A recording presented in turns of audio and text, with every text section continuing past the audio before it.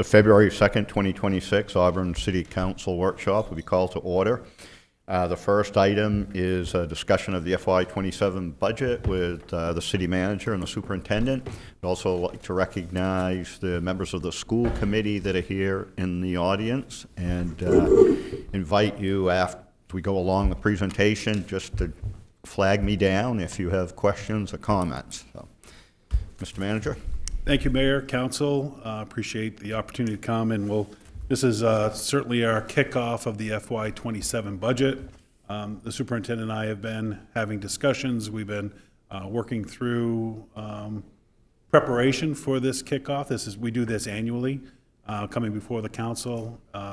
Work has already begun behind the scenes. The departments are working through compiling their numbers, as well as within the school, the committee is working through compiling theirs as well. So this will be a moving process for us. For the new counselors that are here, we'll have several more workshops as these numbers become more refined.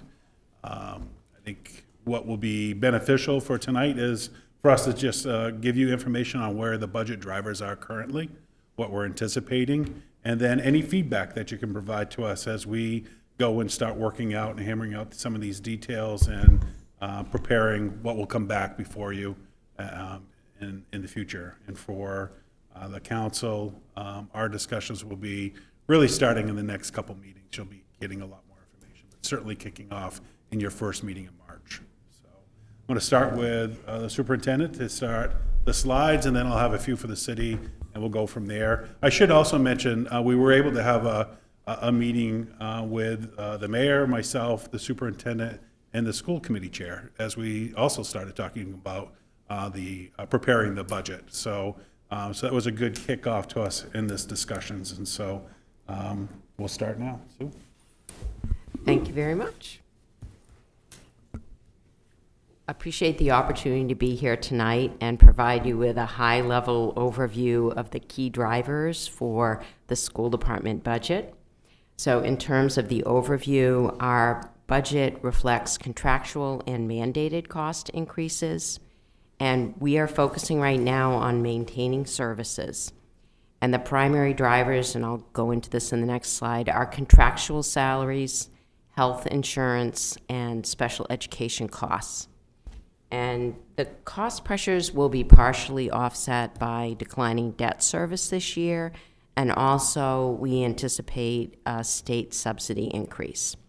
And our budget is also aligned with enrollment trends in the district and long-term planning around our facilities. So this budget is really about meeting obligations and maintaining services, not adding personnel or programs right now. This next slide shows the budget distribution, where you can see 80% of our costs are reflected in personnel salaries and benefits, and then 20% is represented by all other costs. And we say this every year, public education is a labor-intensive service. The majority of costs support people. So when we talk about budget increases, we are largely talking about salaries, benefits, and required staffing. And now we're getting into the details right now of our top 3 budget drivers. And the first is contractual salary increases. And right now we're anticipating around a $1.38 million increase there. And you can see the 3 main groups. The teachers, it's going to be about $1 million. The ed techs and our admin assistants around $300,000, and the administrators $80,000. And again, these are all contractual increases that are built into the contract. And then the number 2 budget driver this year is health insurance. And we're anticipating about a 15% increase in health insurance. That's going to be about $1.1 million. And then the third budget driver is special education. And we're anticipating about a $1 million increase there. And this includes mandated staffing, student placements, transportation, and other student supports. So it's important to remember that these costs are driven by contracts, market conditions, and legal requirements. Okay, looking ahead, we are proposing a project at the Auburn Middle School where we would like to renovate the middle school so that it can include sixth grade. And our proposed CIP request this year will be around $11.2 million. And the breakdown in that is about $5 million for the renovation of the building to include sixth grade, and then another $6.2 million for building systems and infrastructure. And it's important to note there that that $6.2 million, those are capital improvements that need to be made no matter what. So the investment that's in addition to that is around $5 million to put a small addition onto the middle school to be able to fit sixth graders there. And we would target this change to happen in the fall of 2028. And at that time, we would be able to transition 240 students to the middle school. And that is going to free up space in our elementary schools. And it will allow us to look at our elementary school configurations and determine how we're going to organize and how we may potentially be able to consolidate and close a school. And with the closure of an elementary school, we would see the cost of this project returned over a 5-year period with even more savings possible in the future, because we'd be looking at $1 million in annual operating costs that we would save, and also at least $7 million in avoided future capital costs with the closure of an elementary school. So this is really a phased and strategic investment to improve efficiency and avoid larger future costs down the road for our facilities. And, as we move forward with this, any future decisions about our facilities would return to the council through our CIP and budget process. And so this is just a summary of the things that I've talked about. 80% of our budget supports personnel, salaries, and benefits. Our increases this year are driven by contractual obligations, health insurance costs, and special ed. And these special ed costs are mandated services that we have to provide to students. Our budget is right now maintaining current services, so we're not adding personnel or programs. And we will have declining debt service and anticipated state subsidy growth to help offset the cost pressures for this year. And then our strategic capital planning positions the district for long-term efficiency and cost avoidance down the road. So I would open the floor to any questions here. Any questions or comments from the council? Council Gary. Thank you, Mr. Mayor. Could we please get a copy of your slides and your presentation tonight, both from the city and from your school? Yes. And can we also have eventually more numbers so we can compare costs and see where all the costs are coming in and line items? Yes, we can. And thank you for all your kind, hard work. Council Cowan. Thank you, Dr. Doris, for the presentation. And in addition to those materials, it may be helpful for council to have materials related to the presentations and the pros cons for the expansion of the middle school. A lot of really good information there. A lot of benefits, not just from a cost savings down the road, but from more immediate impact on the educational attainment. So that would be helpful. Thanks. Yes. Council Platt. Thank you. Thank you for the presentation, Dr. Doris. My question was just a reminder to the council. I know we've got 15% estimate in there for health insurance. Around what time do we find out the actual health insurance increase? That's in April when we will find that out. Great, thank you. Other questions, comments? No, thank you very much for the presentation. Just remind me, special ed, the situation with special ed is there's state and federal mandated services that have to be provided.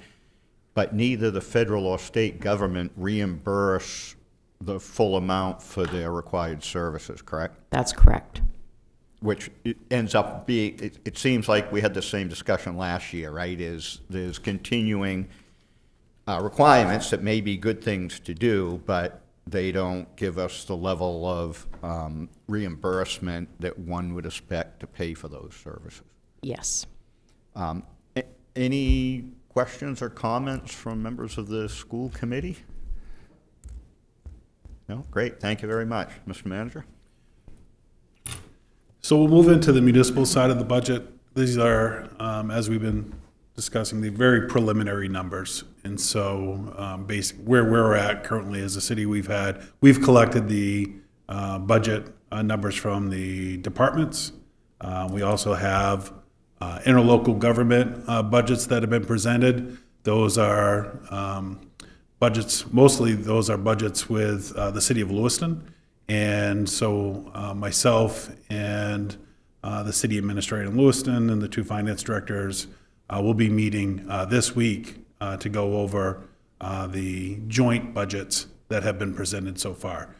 For those, just to recall what those are. So it's LATC, which is our transit. It's also Lewiston Auburn 911 and the Auburn Lewiston Airport, and then LA Arts. So those will be the four entities that we meet with and go over their budgets together. And then typically both managers come with a recommendation back to the cities for consideration.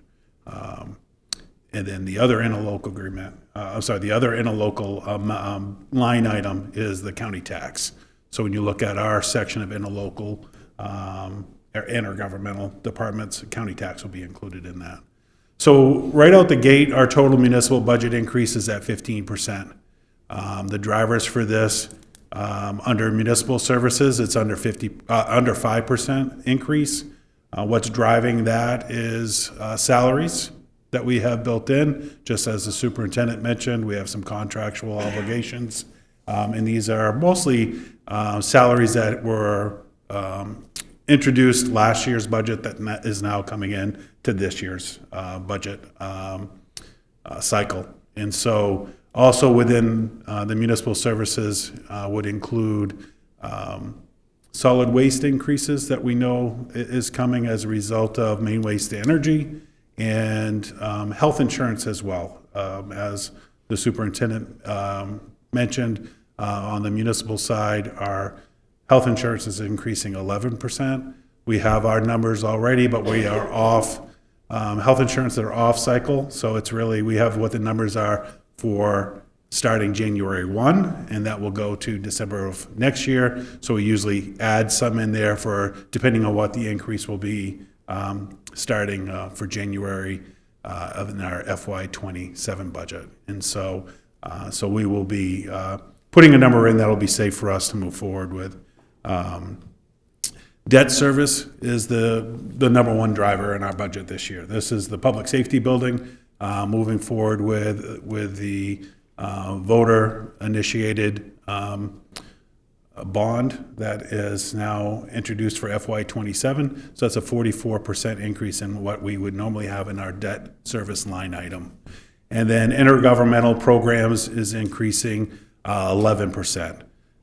Two of those budgets still need to be reviewed, as I mentioned, that have the largest increase, and that is Lewiston Auburn 911 Center, as well as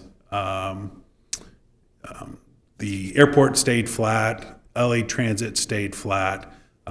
So those line items are holding the line. I think there was just really a small, less than a 1% increase in transit. And so we'll continue working through those numbers. LA Arts, we still need to work out what that will be for the upcoming year, but also in this intergovernmental program, that 11% would be the 13% increase for county tax. So those are really the two drivers within intergovernmental programs, the LA 911 and county tax, both coming in at around 13% increase for each of those budgets. Of those key drivers, 77% of the increase is a fixed cost. That includes your public safety bond and your county tax. So as we start working through this, there's not a lot that we can work with as far as that 77% fixed. There's 23% of that increase maintains the existing programs that were approved last year. Very similar theme that you're hearing from the superintendent, that you're going to hear from me, is that the plan with this budget is present current costs, current programs, no increase, no changes in staffing. And so, so that's what I'll be presenting as we move forward until the council, you give me direction regarding the budget, and then we'll work through that. But currently, it's no new programs, no new staffing positions. As I mentioned, this is our first review of the department and partner budgets. Next step, we'll confirm the budget drivers over the next few weeks. That's really digging into these, fine-tuning these. Maine Waste Energy has not approved their FY27 budget. I anticipate that will happen in the next 2 weeks. And so we'll have a more confirmed number from them. County tax is confirmed. However, the Lewis and Auburn initiatives, those will be confirmed within the next week or two. So, so that will help us begin to detail this budget and really have it ready for you for the first week of March, so that we can dig in and actually go through line item changes through the work that's done at the council level. So, questions? Thank you. Questions from the council? I just have one question. Go ahead. Thanks, Mr. Mayor. City Manager, can you remind me the amount for the bond for the public safety bond? It's a 44% increase. Can you remind me? The debt service alone is about $6.8 million. Thank you. Increase. In the is the capital cost for the 911 move in the capital line, or is it going to be in the 911 operational? It'll be in the capital line. And is that included in here now? That's not. No, we carry forward, I guess, to build the budget, what we've done is what we've retired is what's being introduced, but we don't really see the FY27 capital until FY28. Right. Okay. So it'll be in there. We're carrying forward our what was approved in FY26 is now showing up in the FY27 debt request. So yes, it'll be in there, but we won't see that until FY28. Right. Mr. Any other Mayor? questions or comments? Council Platt. One question. Remind me, I think we've heard this before, but is the public safety building being fully bonded this year? Are there any remaining chunks to occur after this year? I know that we did a little bit last year. Yeah, so we did probably about 6 million last year, just under 6 million last year. This year, our total amount, Kelsey, 35 million. 35.5. And then we'll have a little cleanup at the, probably in FY28, we'll know a little more what that last amount that we'll need to draw down. Yeah. Any other questions or comments? Not seeing any. Thank you very much. Great. Appreciate the presentation. My thoughts on this for the council, the councilors that were here for the last two budgets, it's the same approach. For the new councilors, as you've heard, the superintendent and the manager, what we've requested is that they provide a current services budget to maintain the services they previously provided, and if there's any suggested new programs or services, those will be outlined separately. The other thing the council should start thinking about is what you want to set for a goal for a total budget increase, right? As we go through the budget, it's a much more efficient exercise if we have some generalized understanding from the council as what number you want to drive to, right? As you're starting to make decisions and thinking about what the impacts of any changes in the submitted budget are, knowing what you're driving to is helpful. Doesn't mean we'll get there, doesn't mean we won't be able to go past that, but you should be thinking about that as a way to frame the discussion as we start into this process here in March and April. So, any last questions on this? I would just add that as you think about that, what your target is, your percentage increase, just understand that the increase in the budget is different than the increase in the tax levy. So they're not interchangeable, right? So if you pick a number, 5, 10, whatever that number is, they're different. And as we go through the process, you'll understand how they're different. But it's not quite that one-to-one relationship. So that's important to note. Yeah, thank you. Anything else? Councilor Gary? Thank you, Mr. Mayor. How on track are we with the citywide evaluation, and when will that come online? Well, I don't think it's Yeah. the same as before, and it's not going to take effect in this fiscal year, correct? That's correct, yeah. You'll actually get a presentation at your next council meeting from the assessor's office, and we'll get an update from her then. Thank you. Anything else? No? Great, thank you very much. We'll move Thank on you. to the next item, which is picking up our workshop on fringe service programs.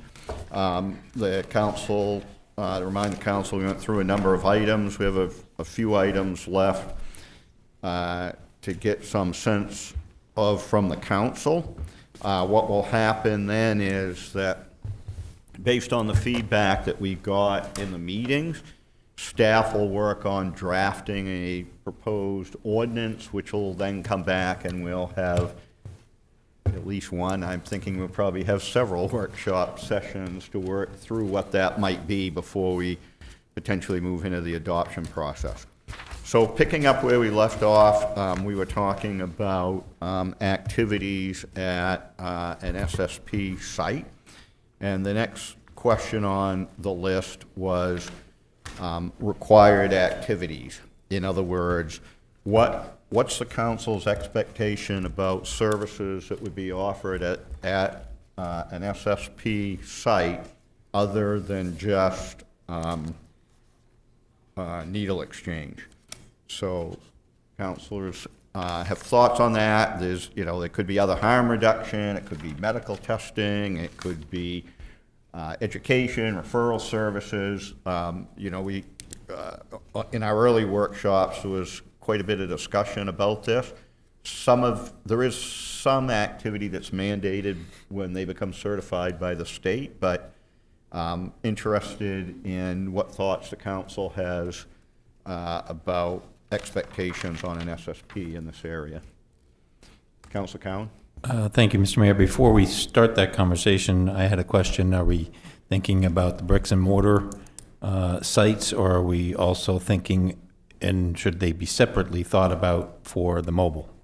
Yeah, thank you. That's a really good point, and it's a good reminder. I think you should be thinking about every one of these items potentially in 3 different ways. Brick and mortar, which is a fixed site for the certified entity. Fixed locations, which may not be at their site, but they are places that they would regularly be going to on a schedule in which they would identify those sites and the parameters around being at those sites in advance. And then the last one would be mobile, in which we'll see what happens with the forthcoming rule adoption by the state, but I think for the purposes of discussion at this point, we should assume that there's not necessarily fixed site or schedule there going to areas where there's a demand for service. Any thoughts from the council in this area? I guess I'm curious, is it typical for a municipality to consider what they have to do as opposed to what they can't do? I guess I'm struggling I don't necessarily know what SSP can do other than what's been provided to us through anecdotes in Lewiston, for example. But I could simply repeat the 5 things I remember from the Lewiston site, and I may be 20 items short. So I'm just curious, is it normal for municipalities to enumerate the things they can do as opposed to say the things that they cannot do? Yeah, I guess I would say at this point, there's probably no normal. For municipalities, creating ordinances to help regulate this is a fairly new occurrence, and there are some guidance from the state, but I guess I would think about it as, based on the discussion we've had to this point, are there things that you would see as being beneficial and that you would want an SSP operating in the city to provide? I think that the one thing, again, without enumerating all the different items, I would just want to make sure that somebody providing the needles, and we'll get to discussions on how many and what that looks like, but if an entity is doing that, I would want to know that they're making a concerted effort to funnel that client, that person into the pipeline of services. Not saying they're forcing them into that. Everyone's got to make their own decision when they're ready. But again, I don't know how to state that, what words to use. But and maybe the state already has in the licensing program. But as a city councilor in Auburn, I'd want to make sure it's very clear that they're not just handing these things out, but they're handing them out as a means to get someone into the pipeline.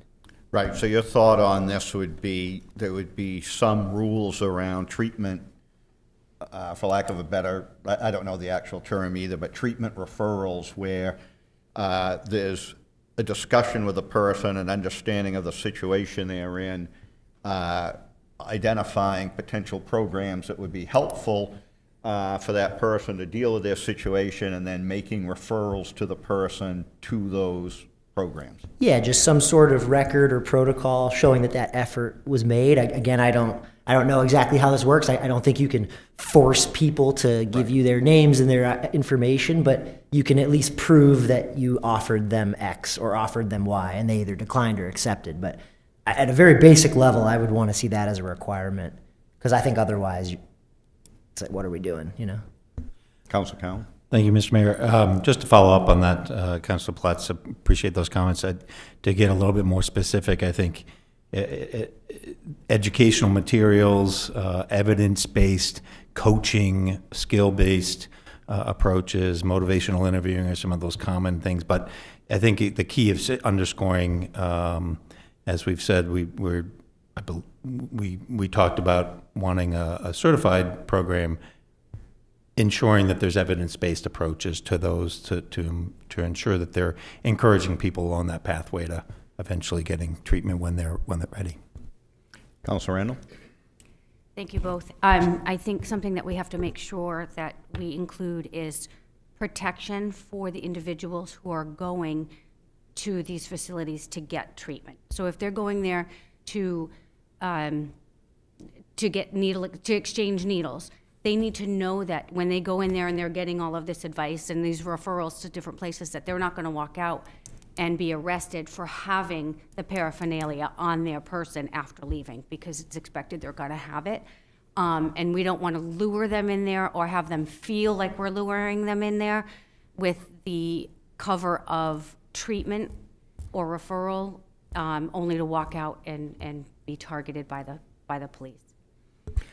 Yeah, and I appreciate the sentiment. Just to remind the councilors and the public that when the legislature did, not the initial, but the more recent amendments to the syringe service programs, they decriminalized possession of hypodermic apparatus and the ability to use drug residue in hypodermic apparatus as a foundational piece for some type of a drug charge. Councilor Butler. I could talk about this topic quite a bit, being a behavioral health professional myself, and I think one of the things I'd love to see us consider is the motivational aspects of engaging in those treatment services. One being contingency management, which is an opportunity to incentivize some of the engagement without it being coercive, depending on how detailed we'd like to get. Other thoughts? Councilor Geary. Thank you, Mr. Mayor. Is the state mandating that all municipalities have these type of places set up? And can we also, if we have to set them up, can we limit how many that we allow into the city of Auburn? That we allow what? I missed that last. Allowed how many that they have so that we don't have Right. 50. I mean, anyway, what I mean is to get the right number of what we exactly need to have and not go overboard. Right, so to the last point, I think my recollection of the discussion at the last work session is that we would permit 2. And I don't know that anybody knows for sure that that's the right number, but 1 seemed insufficient, and the process to modify an ordinance isn't so long that if more were necessary, that the council couldn't take that up and expand the number. To the first point, the state doesn't mandate that an SSP operate in any particular municipality. The state has authorized SSPs throughout the state, and an SSP that wants to operate in a community can apply to Human Services, meet all the requirements, and become certified. So, you know, based on the discussion last time and the discussion with legal, I think we would have a very tenuous argument to prohibit them, which will likely lead to some very protracted and expensive litigation that really wouldn't be about syringe service providers. It would be about the balance of power between the legislature and a municipality's capability to frustrate the public policy put forth by the legislature and statutes and a municipality's home rule. So I think we're proceeding at this point along the lines that one could be certified. You know, the council could decide that you don't want to enact any type of regulatory ordinance, in which case you would have the situation that you have today and the situation we previously had in Auburn when we had a provider in Auburn, in that they would operate strictly pursuant to the guidelines promulgated by the state in their certification process. Some of the things that may be of concern to residents in Auburn and to the city council might not be covered in that. I think that's why we're talking about potentially enacting an ordinance. Thank you. Yeah, Councilor Duval. I want to agree with the whole concept that several councilors have mentioned of just providing support services or referral services of some sort in these locations. When we get to the point of writing ordinance, I would like language that wasn't overly specific on what these things need to be, because then once best practices changed, you have to then go back and change the ordinance. So finding some language that really talked about best practices in these areas, I think, would be my preference. I think the other area that was touched on is medical testing, which I think is important, right? The programs typically do HIV, hepatitis testing, and those types of things, which is, another harm reduction technique to identify those with communicable diseases and make the appropriate referrals to them before it's spread throughout the community. On this particular point, is if there's nothing further, I would invite the folks from Human Services, CDC and Spurwink, if you have anything to add about particular services you might typically provide that would be good, just come up to the microphone if you would.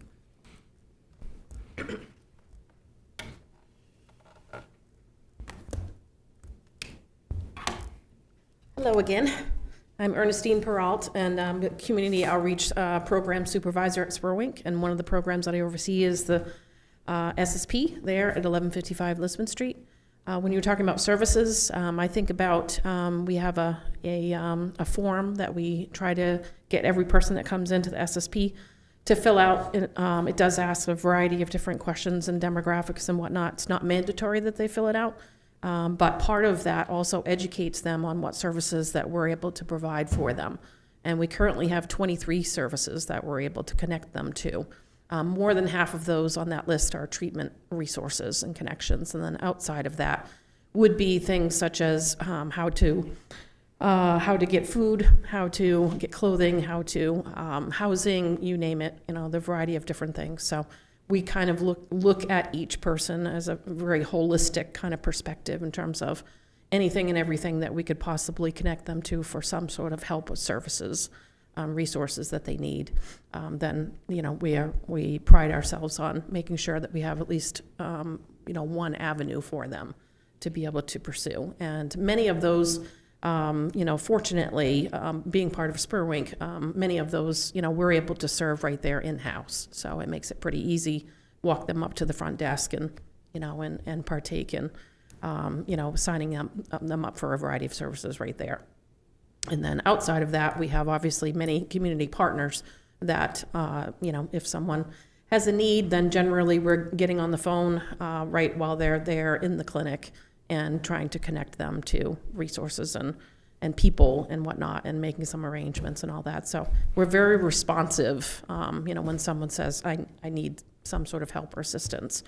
And really the only thing that stands in the way most times is if they have, someone waiting, like they've been transported there by a ride service or something, then sometimes we're up against the clock. But we can pull things out pretty fast these days. So, most of that is because any downtime that we have, the staff are continuously looking and engaging with community partners, even outside of our, jurisdiction, to be able to have answers for folks.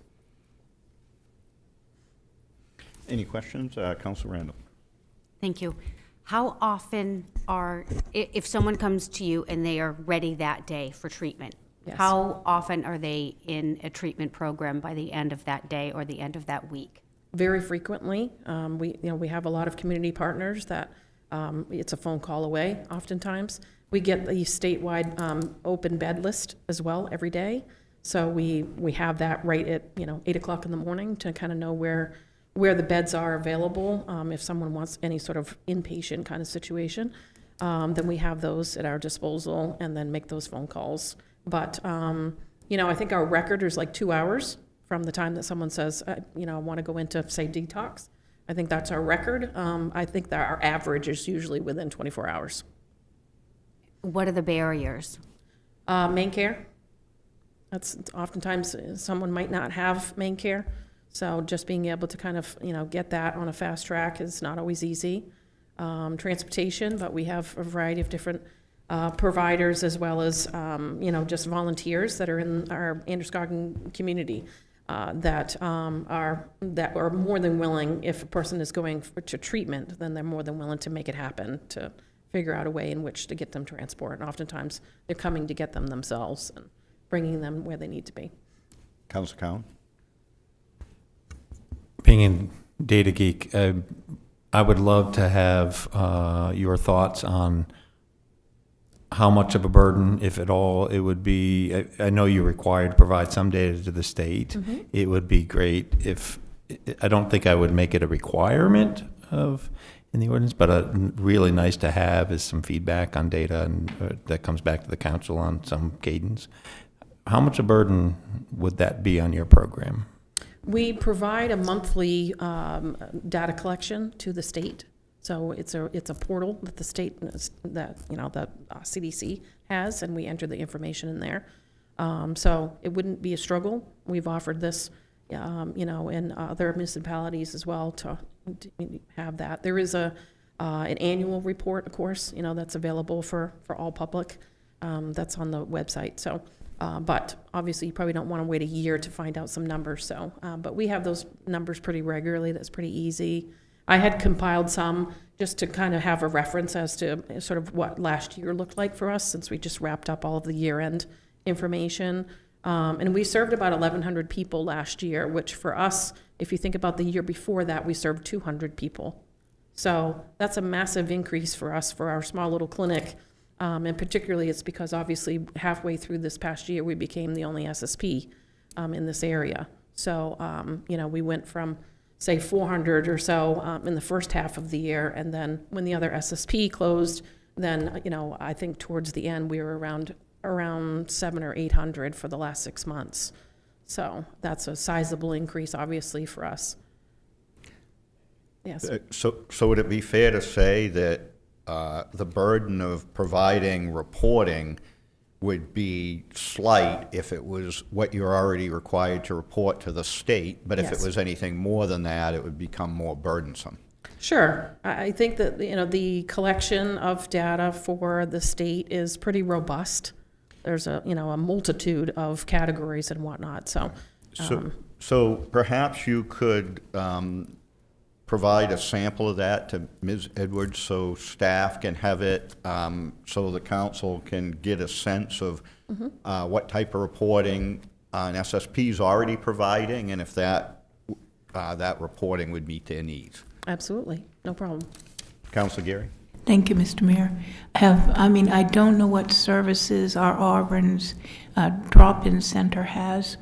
And can you contact them and maybe see if you can maybe sublet a space there when they're open, like on Wednesdays and Saturdays, to catch, if they don't have services in place, to catch those that need your services dearly? Yes, ma'am. We are already there. Actually, we have a sublet office. Spurwink has a sublet office at the drop-in center. We're not obviously providing syringe services there. We only provide syringe services very specifically at our 1155 location currently. But as far as all of the other types of services and connections and resources and support, recovery coaching, all of that, we are there on Wednesdays, every Wednesday, providing those sorts of services. And then I do have some staff that volunteer and go there on Saturdays to provide the same support. That's really great information, and I'm glad to hear that you're already made a presence there. Yes, ma'am. Thank you. Councilor Butler? For the contacts that you had, that you reported the 1,100, are those unduplicated contacts or are they encounters? Those are encounters, yes. Other questions on this particular item? Councilor Randall? Can you just specify the difference between the encounters and the duplicated numbers so we can all understand?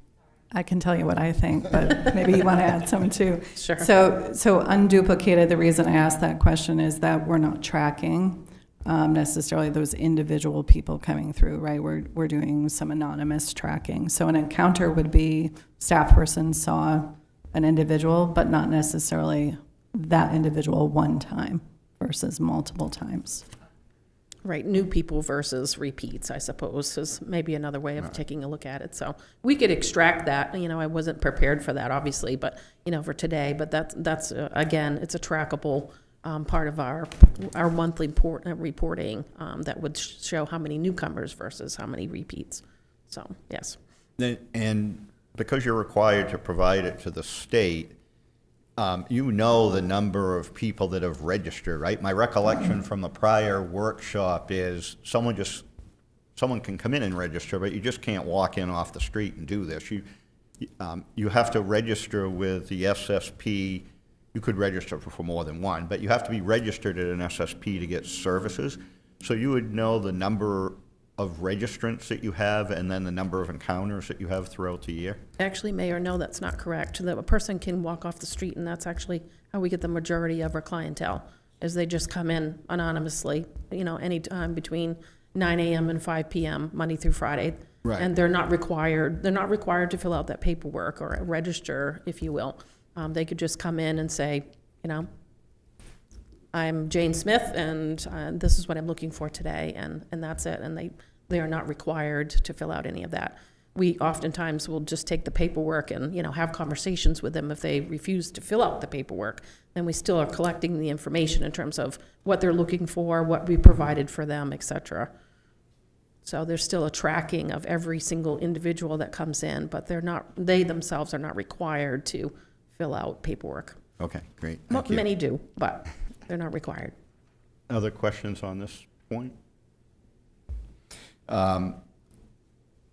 I guess One of the other questions that had come up in the past about potential ordinances, what allowable activities can take place, right?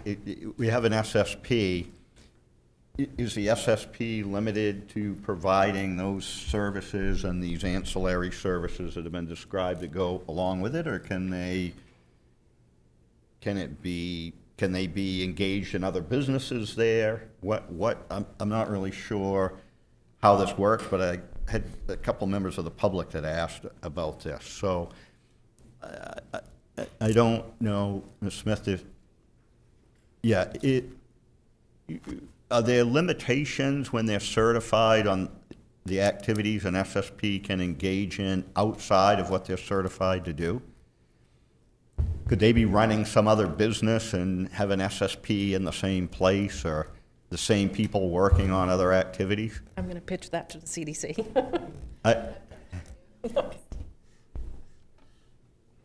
Good evening. Ann Seitz with Maine CDC, Infectious Disease Prevention. Nice to see you all again. One comment on the discussion you just had is that SSPs are required to enroll all participants. That can be limited in what that enrollment looks like, but at the minimum, they must confirm that the participant is 18 years or older. So there is an enrollment requirement, and that is what's reported to the state. New enrollees and then total enrollees each month. Okay. And then at the end of the year, we are looking to aggregate across all SSPs the total number of enrollees, including new participants in a year. And that's part of our legislative report each year. SSPs typically do not conduct SSP activities alongside of another activity in that same brick and mortar or the other ways of delivering services. So I think your other question is relative to, like, could they operate another business or another type of service provision alongside? So typically SSP services are somewhat discrete and handled separately of those other services. I think Spurwing's a great example. They have many different prevention, harm reduction, behavioral health services that are offered in the same house, but their SSP work is like a designated room, if you will. Right, so the very specific question I got was, can somebody have a cannabis license and be operating an SSP in their cannabis store? I'd have to review the rules to see if that's particularly, like, specifically prohibited. I do know that that's not the case currently. There is no currently certified SSP that's operating another business or service out of the same house. Like So setting. the expectation would be that the SSP program, even if it's co-located with other programs, would be focused on specifically just providing those services and the ancillary referrals and coordination that goes along with that. Yes, that's my understanding. Okay. Mr. Mayor, quick question relative to that. Do SSPs ever sell anything? No, they're actually, I think it is prohibited that they cannot receive rumination for. Yeah, I think that's the barrier right there, is I think that there's probably a state provision that allows them to not conduct business within a transactional level monetarily. Yes, that's my understanding of it, yeah. Yeah, Reference. that's a very good point.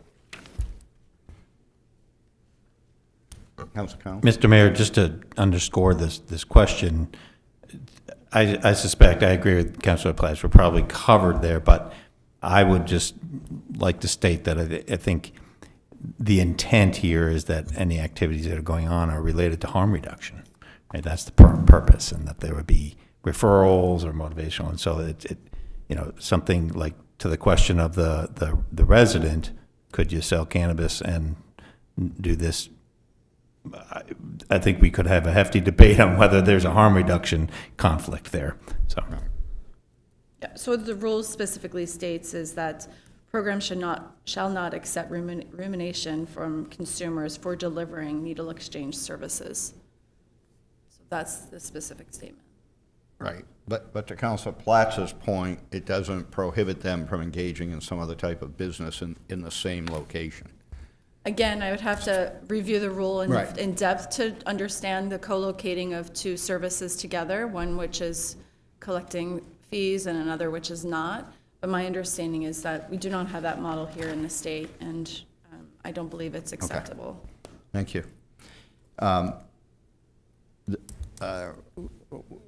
We touched on this a minute ago as record-keeping requirements, and I think that it goes along, there's sort of two pieces to this that are companion. One's record-keeping requirements and one's inspections. So my understanding of the current situation is if there was a certified operator in Auburn, we wouldn't have any direct access to their records, nor would we have any direct means of inspecting to make sure that they were following the appropriate rules. So I think along with understanding what records the rule provides and for the council to decide if those are sufficient for the city purposes, the other question is whether the council thinks we should have a right of inspection to the location. People are shaking their head up and down. I think the answer to that is yes. Yeah, I think there's parity with other ordinances that affect other industries requiring inspection.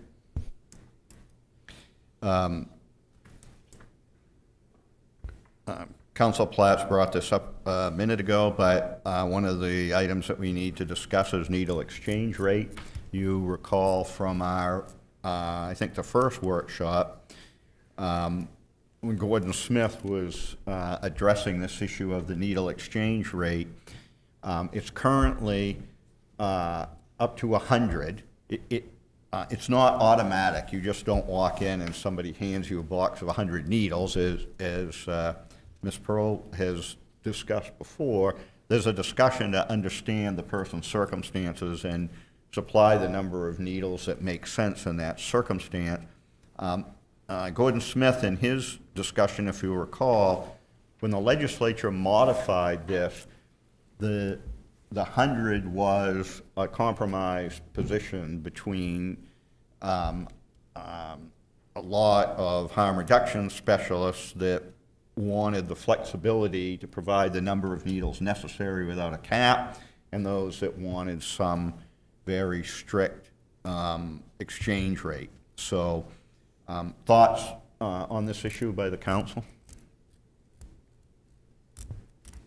Council Cowan? Mr. Mayor, before I provide a thought, I would love to ask a question, because I think you told us on, in general, how often people are getting that extreme number of, 100 or more versus a smaller number. Could you talk about your experience at Spurwink? Sure.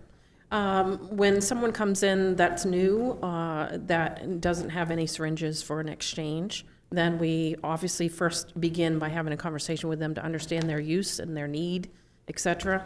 And generally what we're giving people is a couple of sleeves, which is usually around 20 for them at that moment. And because the key to a lot of the success in harm reduction is connection and having people come in as often as possible and continuing to discuss and support them for their needs and whatnot as well. And so that's kind of a generalized kind of number that we use. Are there exceptions to that? Yes. But we follow the CDC guidelines. We obviously do know that we can give a person up to 100. The concern that we have had as a whole about that number is, we may not see someone again for quite some time if we give them that amount. And again, it kind of goes against our sort of connection mantra, as well as what the evidence shows is, the connection and the repeated sort of support from harm reduction specialists, recovery coaches, treatment providers is usually what drives, obviously, the success rate for folks. Quick follow-up, if I may. Dr. Sykes, any thoughts to add to that in terms of what your knowledge is around other programs? How often are we getting to that 100 per visit? I'm not exactly certain how often the exchange is at 100. I do know that some programs have adopted internal policies, which is allowable in the rule, where the limit of their exchange is only up to a certain number that is actually less than the 100 that is stated. And then there are other SSPs that are very when we discuss the rule and we're in rulemaking, as we are now, we hear regularly that a needs-based approach is harm reduction, and that having a cap is not best practice. So we're sensitive to all the viewpoints and the community needs, and really appreciate the opportunity that SSPs have to create that trusted relationship with their clients, their consumers, and ideally meet their needs over time. So particularly like if we're going into a long weekend and the SSP's closed on Monday, how do we can support that person's need for that weekend such that they're always using a sterile syringe every time they use. This is what's just so critical. Any reuse of the syringe leaves that person vulnerable to infectious diseases. So we emphasize this. Councilor Gary? Thank you, Mr. Mayor. I've got great concerns of allowing some people to have 100 needles because if you're homeless, you can only carry so much stuff with you. And if I am a drug addict and need to have needles, and I just found out my tent mate or somebody else down the road has 100 half crate, and I thought I may go and this person up and take his supply. Councilor Randall? This question may be off the rails. However, I have heard the argument of why do we give free needles to drug addicts, but we don't give free needles to diabetics? Is there any situation in the state where diabetics are able to use the exchange as well? Syringe programs, syringe service programs can enroll any person in need, and I believe that's part of the conversation in their enrollment process and during each encounter, talking about their need.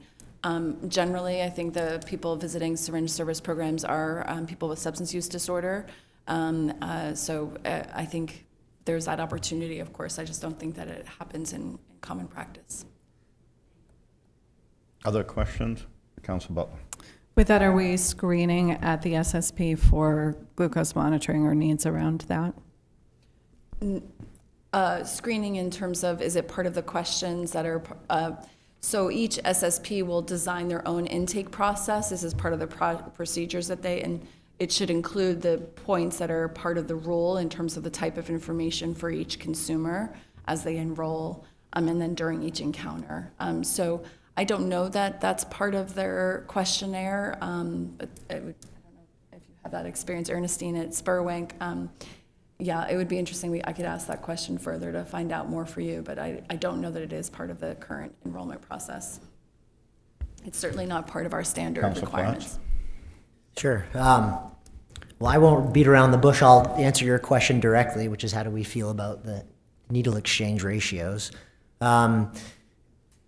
So I have discomfort at this particular moment in time about some large ratio of 10 to 1, 100 to 1. It's not to say that I can't be dissuaded, but in this moment, I understand everything we've heard from the public health officials. They're right. I'm not going to argue that. I'm not the scientist. Clearly the facts are the facts. What I struggle with is something we saw in one of the earlier presentations about the disparity between needles out and needles in, and it's a huge number.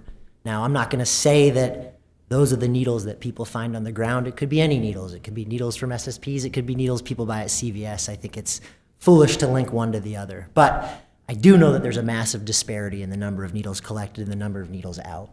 So where I'm at in this moment, and again, I'm someone who can change with a nice debate, but I would like to see us dive in a little further to the exchange language of exchanging needles, okay? I understand that somebody who might show up for the first time has a greater need for a greater number of needles, or if they show up on a Friday, maybe they need 5, maybe they need 10. But what I want to focus on is how do we instill accountability in the folks receiving these needles to bring them back? Not use them again, but to not throw them on the ground, to bring them back, or for SSPs to invest in more effective collection locations. And I'd love to explore a system where it's a 1-to-1 unless the SSP has amassed an amount of trash, of used needles, and they can prove via collection data, hey, we picked up 20,000 needles in our receptacles across the city. And so now you can give those out. I'd like to explore some system where it's not just a open-ended number, but we're actually we're tracking what comes in and what goes out. That's the feedback I hear from constituents is concerns about litter. Again, I'm hesitant to link SSPs to the litter, but anecdotally, I have clean needles from my commercial properties. I have clean needles off of encampments on private property of my parents' home in Auburn. So I've seen these things. They're very real. So that I feel like is the thing that we need to address. So I'm currently uncomfortable with a 10 to 1 or greater, but I would love to have the conversation. So the question, I'd like to address this, but the first thing I would do is ask a question as, so what do you expect will happen if it's different than 100 to 1? Because I don't expect anything different to happen. My hope is that we compel users to bring back 10 needles to get 10 needles. And so the question I would ask is, why do you want them to bring them back? So you've got to remember that these numbers from the SSPs don't provide an accurate reflection of the issue around needle disposal.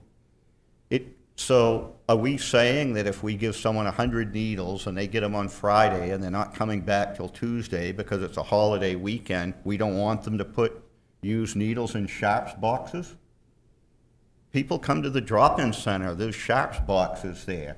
There's Sharps boxes on the Riverwalk. There's Sharps boxes all over the place. Are we saying that if someone's a substance abuse user, we want them to carry these dirty needles around with them until they happen to come back to the SSP? And No, what but if they go to a different SSP? No, but like I just said, I would support a conversation around our SSPs responsible for possibly emptying those boxes, taking inventory on the contents, reporting it to the municipality, and therefore increasing the balance of needles that they can give out.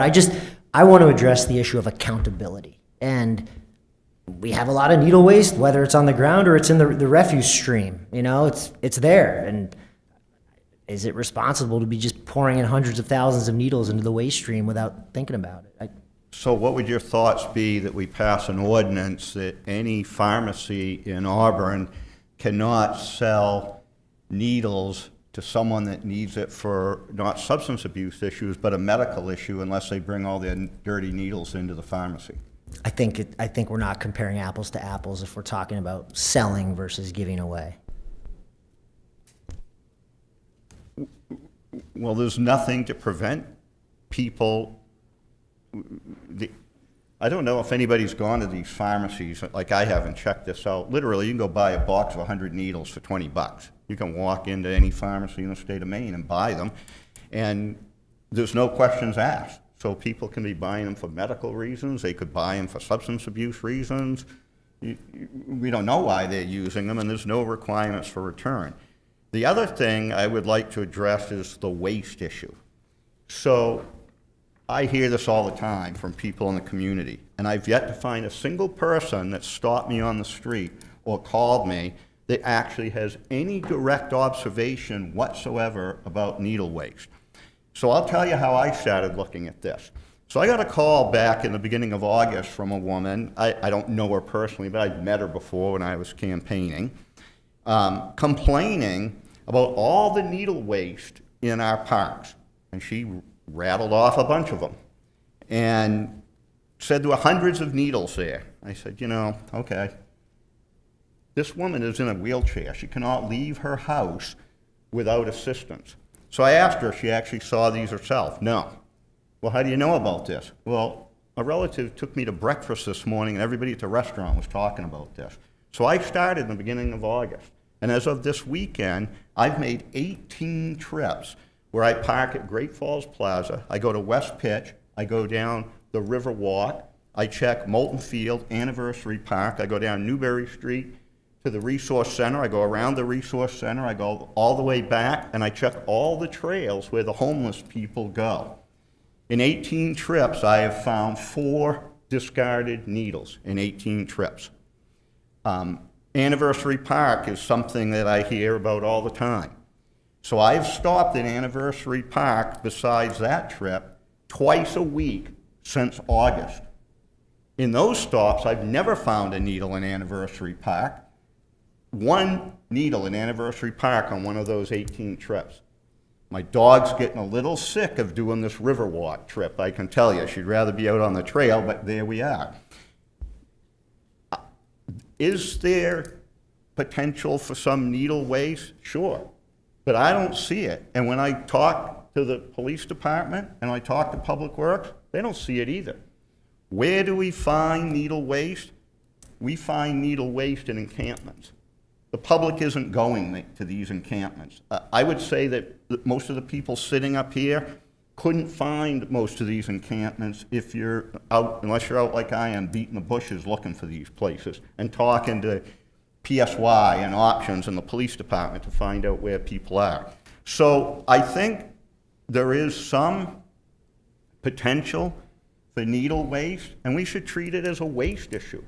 Because if there's hundreds of needles laying around on the streets of Auburn, someone's going to have to show me where they are. Because I have been looking for these constantly since the 1st of August, and I found 4.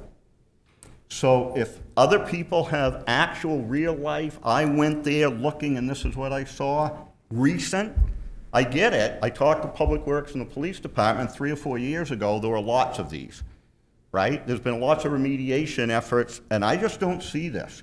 So I think it's reasonable for an SSP in the area of their, the near area of where their location is, to do some type of good neighbor work and check this and look for not just the needles themselves, but any type of litter that's there.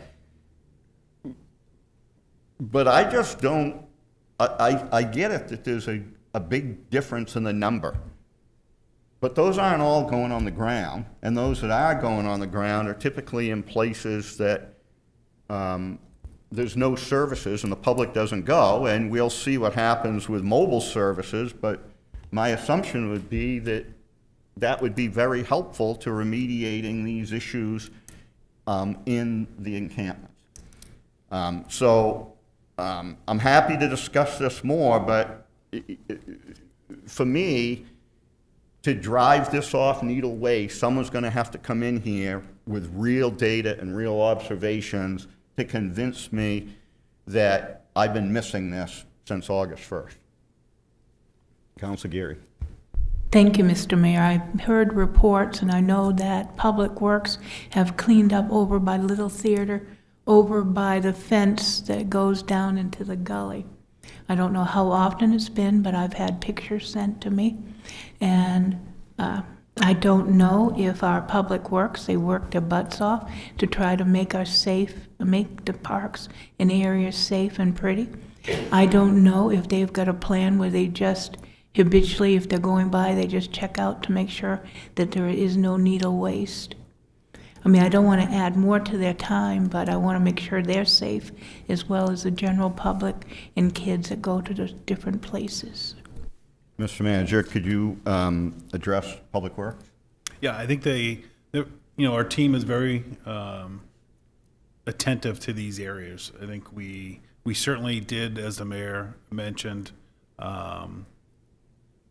the Great Falls Park, as Councilor Gary's mentioning. We did have some considerable needles there, probably 2.5, 3 years ago. I think Councilor Walker sent me quite a few photos. That might be the photos that's being referenced.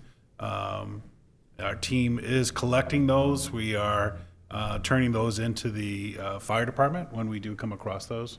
I think the mayor's correct. I think the team, we contract out cleanups at encampments. And it's very difficult for that team to, when you think about the volume of waste that they're collecting in the encampments, to separate that. I think we do have them, they dispose of those materials in accordance with any biohazard requirements as they come across them. We are, as I said, tracking what we collect. But it's what the team collects, and I think, the goal with that, and it did start probably late summer, I think that was when we were beginning this discussion. And those are things we'll continue to take a look at. We're basically weighing the actual containers to determine how many are in a container that we have. The fire department is tracking that. But I think one thing that, the Public Works can give you some more information as far as what they're seeing. But I think, as the mayor said, we've certainly seen a reduction in our parks on the amount of waste. And I think that's been part of education, and it's been part of communicating about the concerns on these. And I think we've had people that are visiting our parks are taking initiative as well to ensure that moms going into areas there before their child goes to a playground, they are looking at those areas, and they're probably disposing of some of those before their children are using the park. So I think that, and we hear that feedback as well when we've had some concerns. So I think the education component has been really essential. But we'll continue. We can provide you some data as we move forward. And this spring will be really important to take a look at, because we'll have snow melting, and we'll set up a lot of cleanup initiatives, and we do that annually. And our team will go out, and we'll be able to collect some data as well. Councilor Randall? How many public receptacles do we have? The Sharps receptacles? I'm looking at our Public Works Director. We have 2. Out in the parks areas, 2. Is it possible to put more in the areas that certain counselors or have seen activity in or litter in? I don't know where the second one is. I know where the one is on. We have a second one. It is not out yet. Yeah. So if anybody wants to go see what it looks like, if you go down to next to the 7-Eleven, Bonnie Park, right at the intersection of the Riverwalk, it's on the light pole. And I think if the first thing we should do, if we think we want to try to remediate needle waste in park areas, is put out sharp containers, because I appreciate Public Works putting it out there, but it's literally like a 6x6x8 box, and the city manager told me it was there, and I went right by it 3 or 4 times, had no idea what it was, until he specifically told me what light pole to go look on, and there it was. I don't know what it looks like today, but yesterday there were needles sticking out of it because it had been a long weekend, and it only holds so much. So I think more can be done there to give people an opportunity to dispose of them properly. Councilor Cowan? Thank you, Mr. Mayor. It's important for us to be thinking about the issues of the waste. It's a concern of our residents, right? And it would be remiss if we didn't pay serious attention to that. I would encourage us to think of, I agree with the mayor that let's think of strategies and the waste issues somewhat separate from the syringes. Programs, a couple of things. I believe I'm correct, Dr. Sykes, I believe you presented some data that there were studies done that with the programs you see a smaller percentage of waste. It's still a lot, to Councilor Platz's point. If you're talking about hundreds, the volume of syringes going out, it's still a number of syringes that could potentially end up on the ground and not returned or not discarded appropriately. But it's better than it is if you don't have them at all. Correct me if I'm not portraying that correctly, but that was my understanding, is a larger proportion were returned, and particularly if you have a program, and this is part of the, perhaps the number that we would want to have exchanged, because to your point, the smaller the number, the more times they're coming back, the better. There's more touches, there's more conversations, there's more likelihood of the treatment. So I'm all supportive of that, but because there are so many different ways that the waste could be addressed, I don't think it's just the SSP's obligation, because I think we're really trying to the most point, and I'll leave it with this, is I don't believe that putting a 1-to-1 ratio is in line with the current evidence of harm reduction anymore. And so I would be concerned about us putting a lot of what I think are really good guardrails for an SSP and then restricting their ability to do their best work because we're putting a ratio like a 1-to-1 exchange on there. Councilor Randall?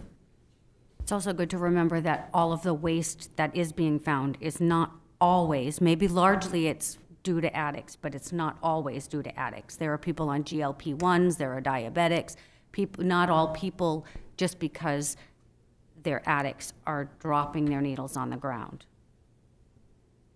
Councilor Duval? Yeah, I just want to circle back to what where Councilor Cowan ended up, and that I would be really hesitant to set a low number of needles allowed, particularly if it gets in the way of evidence-based harm reduction best practices. It doesn't, like, if we want the services there to do harm reduction, but because we don't allow the exchange of anything more than 1-to-1 or 2-to-1 or whatever, then the people aren't going to go there to get the harm reduction services. And it just doesn't make sense to me, so. Councilor Butler? Is there any data that demonstrates when a new SSP comes to town that there's an uptick of waste in the community? No. In fact, the evidence is that SSPs do not contribute to syringe waste in the community. And I'm not a physician. I'm a public health professional, so just to set the record there. Other points here, questions or comments from the council on this item? We talked about sharps containers.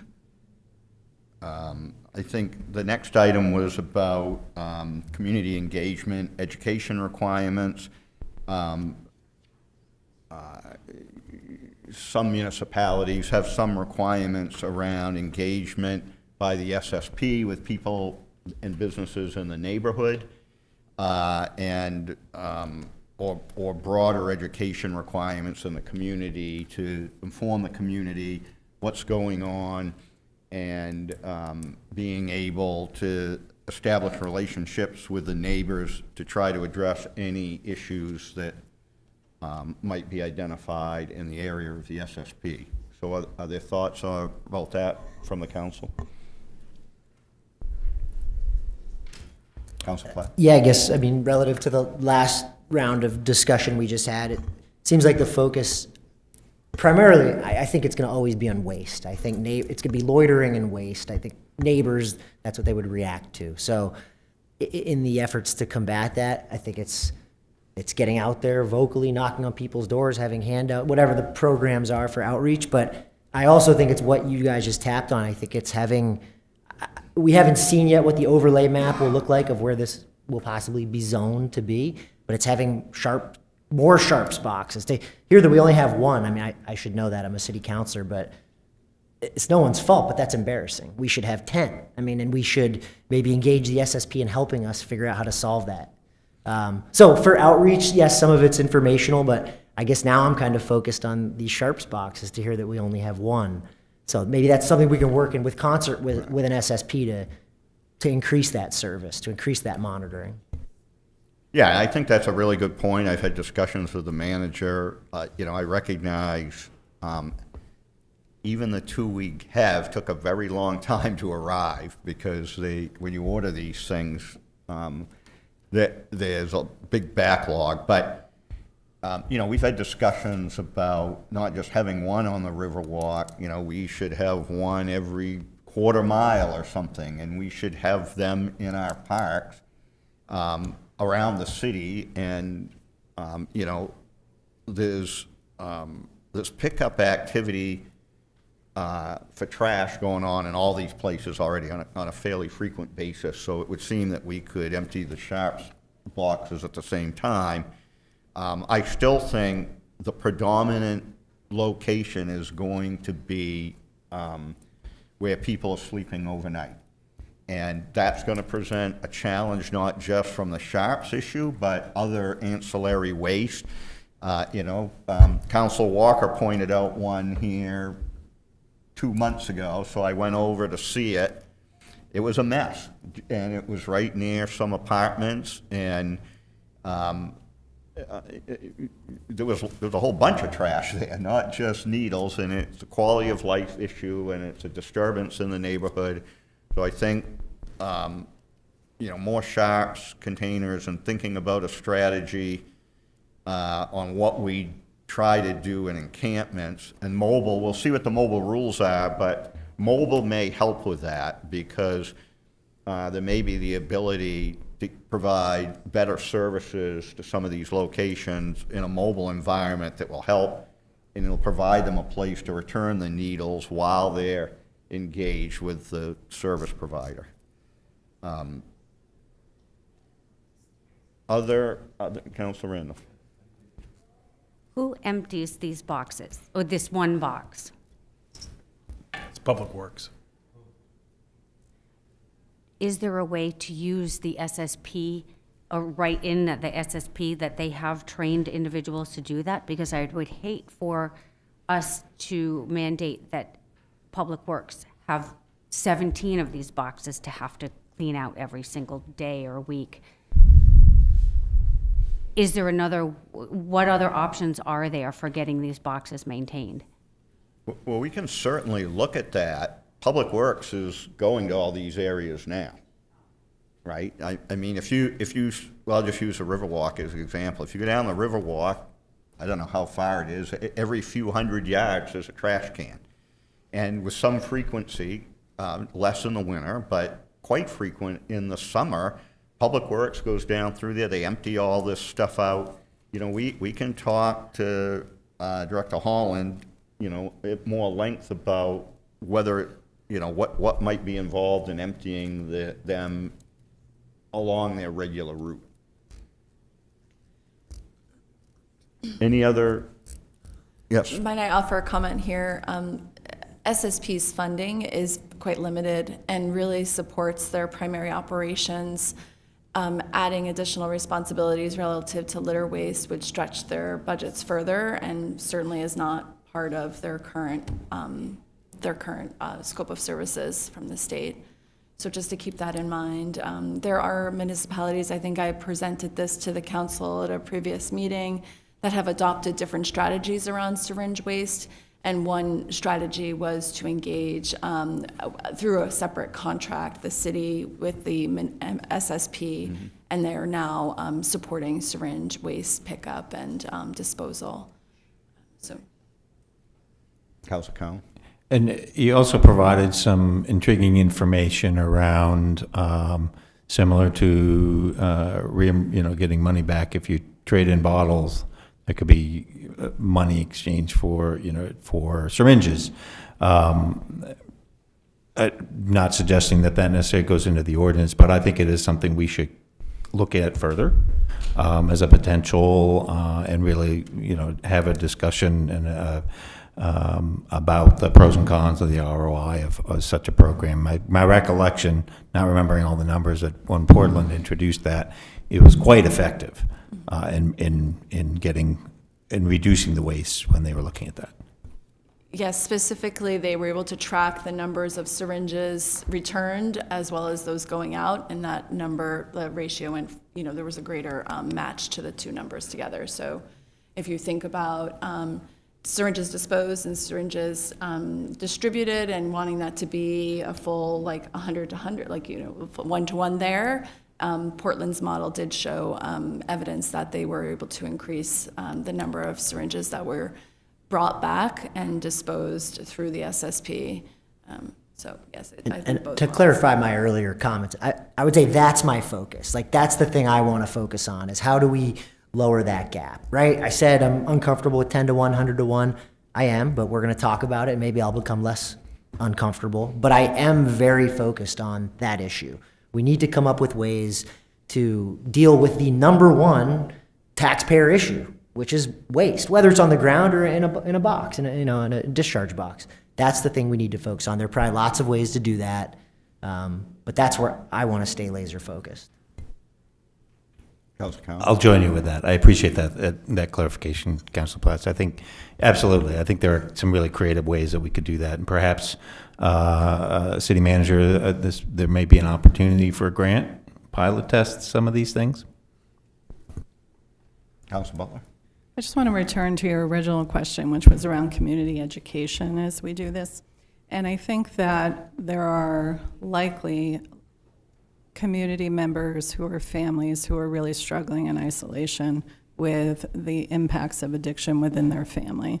And I know that there's a lot of essentials in terms of the logistics of setting this up, but I think those community education pieces hold the opportunity for us to really outreach to some of our constituents, some of the folks in our neighborhoods, to bring that back to engagement for the whole family in treatment, as opposed to some of the more individualized pieces we're discussing. Other questions and comments in general about SSPs? Thank you both very much for being here and helping us tonight. The council will be adjourned until 7 p.m. when we will start the regular council meeting.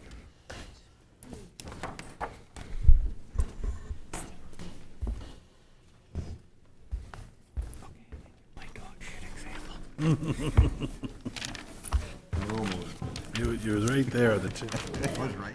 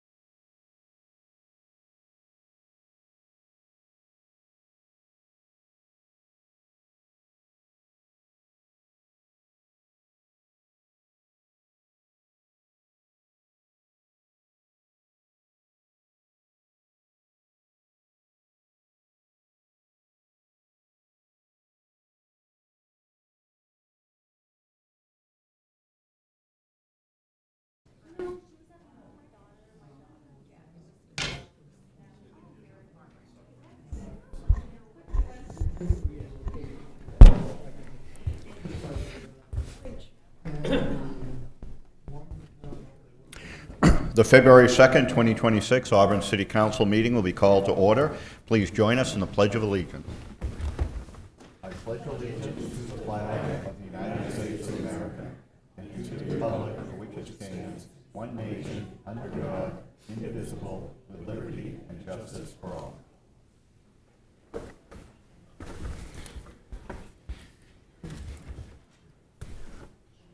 Thank you. If we could have the councilors introduce themselves, we'll start with Councilor Geary.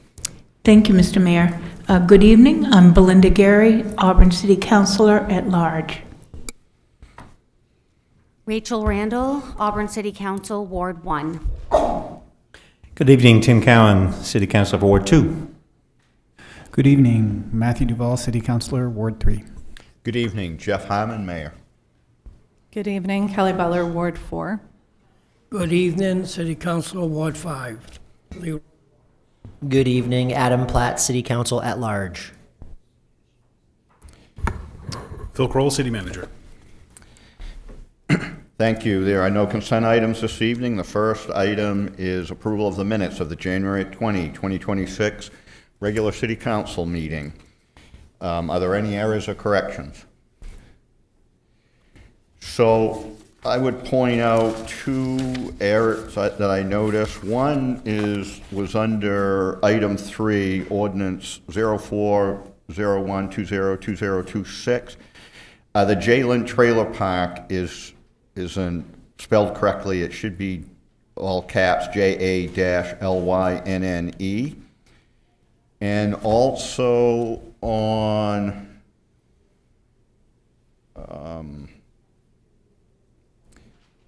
also under new business on item number 1, which was order 1601202026. The full motion didn't get captured. What's reflected in the minutes is a referral to the planning board. The motion was actually a referral to the planning board and the SNRB with a return date no later than February 25th. The clerk is already prepared to make those corrections. Is there a motion to accept the minutes as amended? Motion to accept. Second. Moved by Councilor Walker, seconded by Councilor Geary. Vote will be by show of hands. All those in favor? Opposed? The 7 having voted in the affirmative and none in the negative, the motion is adopted. We'll move on to communications, presentations, and recognitions. We have several items under this tonight. The first one is a winter storm operations update from Director Holland from Public Works.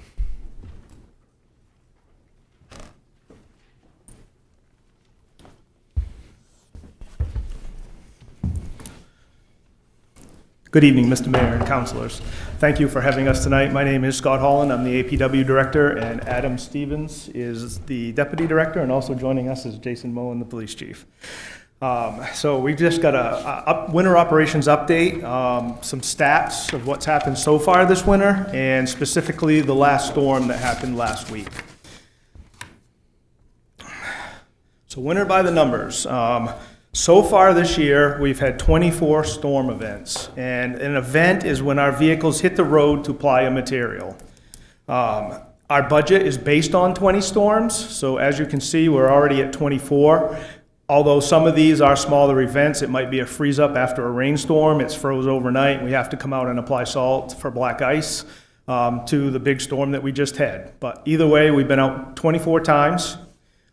In that, we've had 61 inches of snow. We've had 3 bigger storms that required parking bans. There was an 8-inch one earlier in the year, and we've had 2 17-inch storms.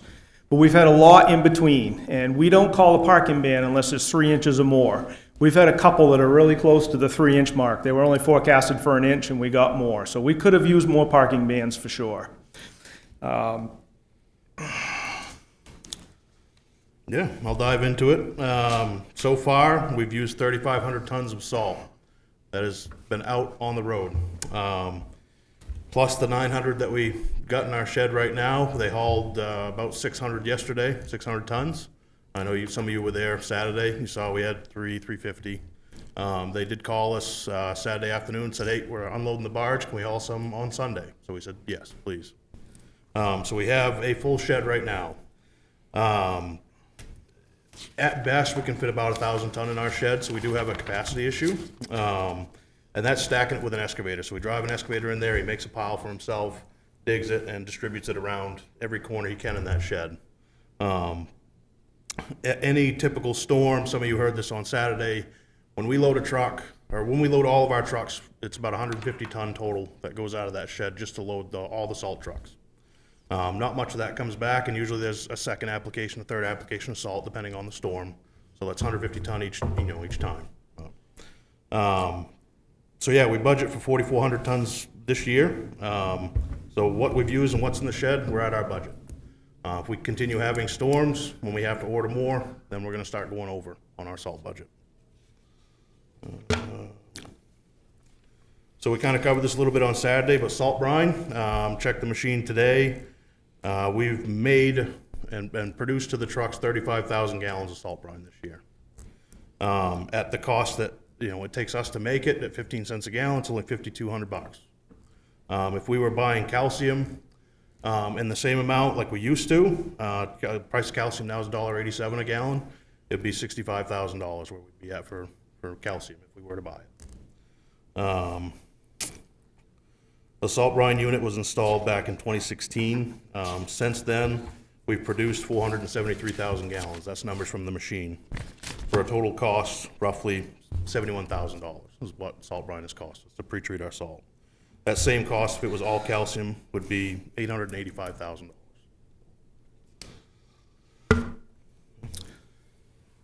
Okay, overtime. Before this storm, we were at 70% of our overtime budget expended.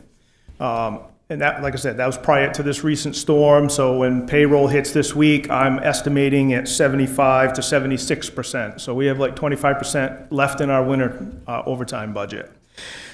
Just wanted to touch on that a little bit because we do a lot of snow removal at night, and we implemented a third shift crew several years ago, and they are in there on regular time. So if you see our guys down on Main Street, it's a 6-man crew with a supervisor. That is all on regular time, so that's not costing overtime. However, if we get a big storm like we just got, we do bring in a few guys because they would not be able to get very far with just the few guys. We need more trucks to haul. So we do bring in a few guys once in a while to supplement that crew on these bigger storms. So regular hours for that. This also includes sidewalks. We spend an unbelievable amount of time on sidewalks after a storm, especially these big ones, because you get all 17 inches that fell plus what's getting plowed out of the roadway. This storm was really tough for us with the snow, the consistency of it, because lots of times you can stack it. You can put it in an esplanade. You can do whatever, but with this snow, as fluffy as it was like an avalanche. After the sidewalk tractor went through, it was all falling back in. So we've had to go over it several times, and again, we have different consistencies when that happens. Kind of a prerequisite, talking about this most recent storm. This is our salt chart that we use for our salt applications. In the top left, pavement temperature range, that's what we go by. We don't go by air temp at all. It's all how hot the road is or cold. Each of our vehicles have a road temp sensor in them so they can give us, live what the road is for temperature wise. So anything above 32 degrees, real quick, 32 and rising, we're probably not going to put any material out. You can scrape that off, it's slush, it's melting. Anything from 28 to 32 degrees, we're doing 200 pounds per lane mile. Treating that with 8 to 10 gallons of salt brine per ton. 20 to 28 degrees, we're doing 300 pounds per lane mile, and then 15 to 20 is 400 pounds per lane mile. Anything below 15 degrees, there's really no moisture content in the snow to help that salt do its thing. So we just leave it and we'll scrape it.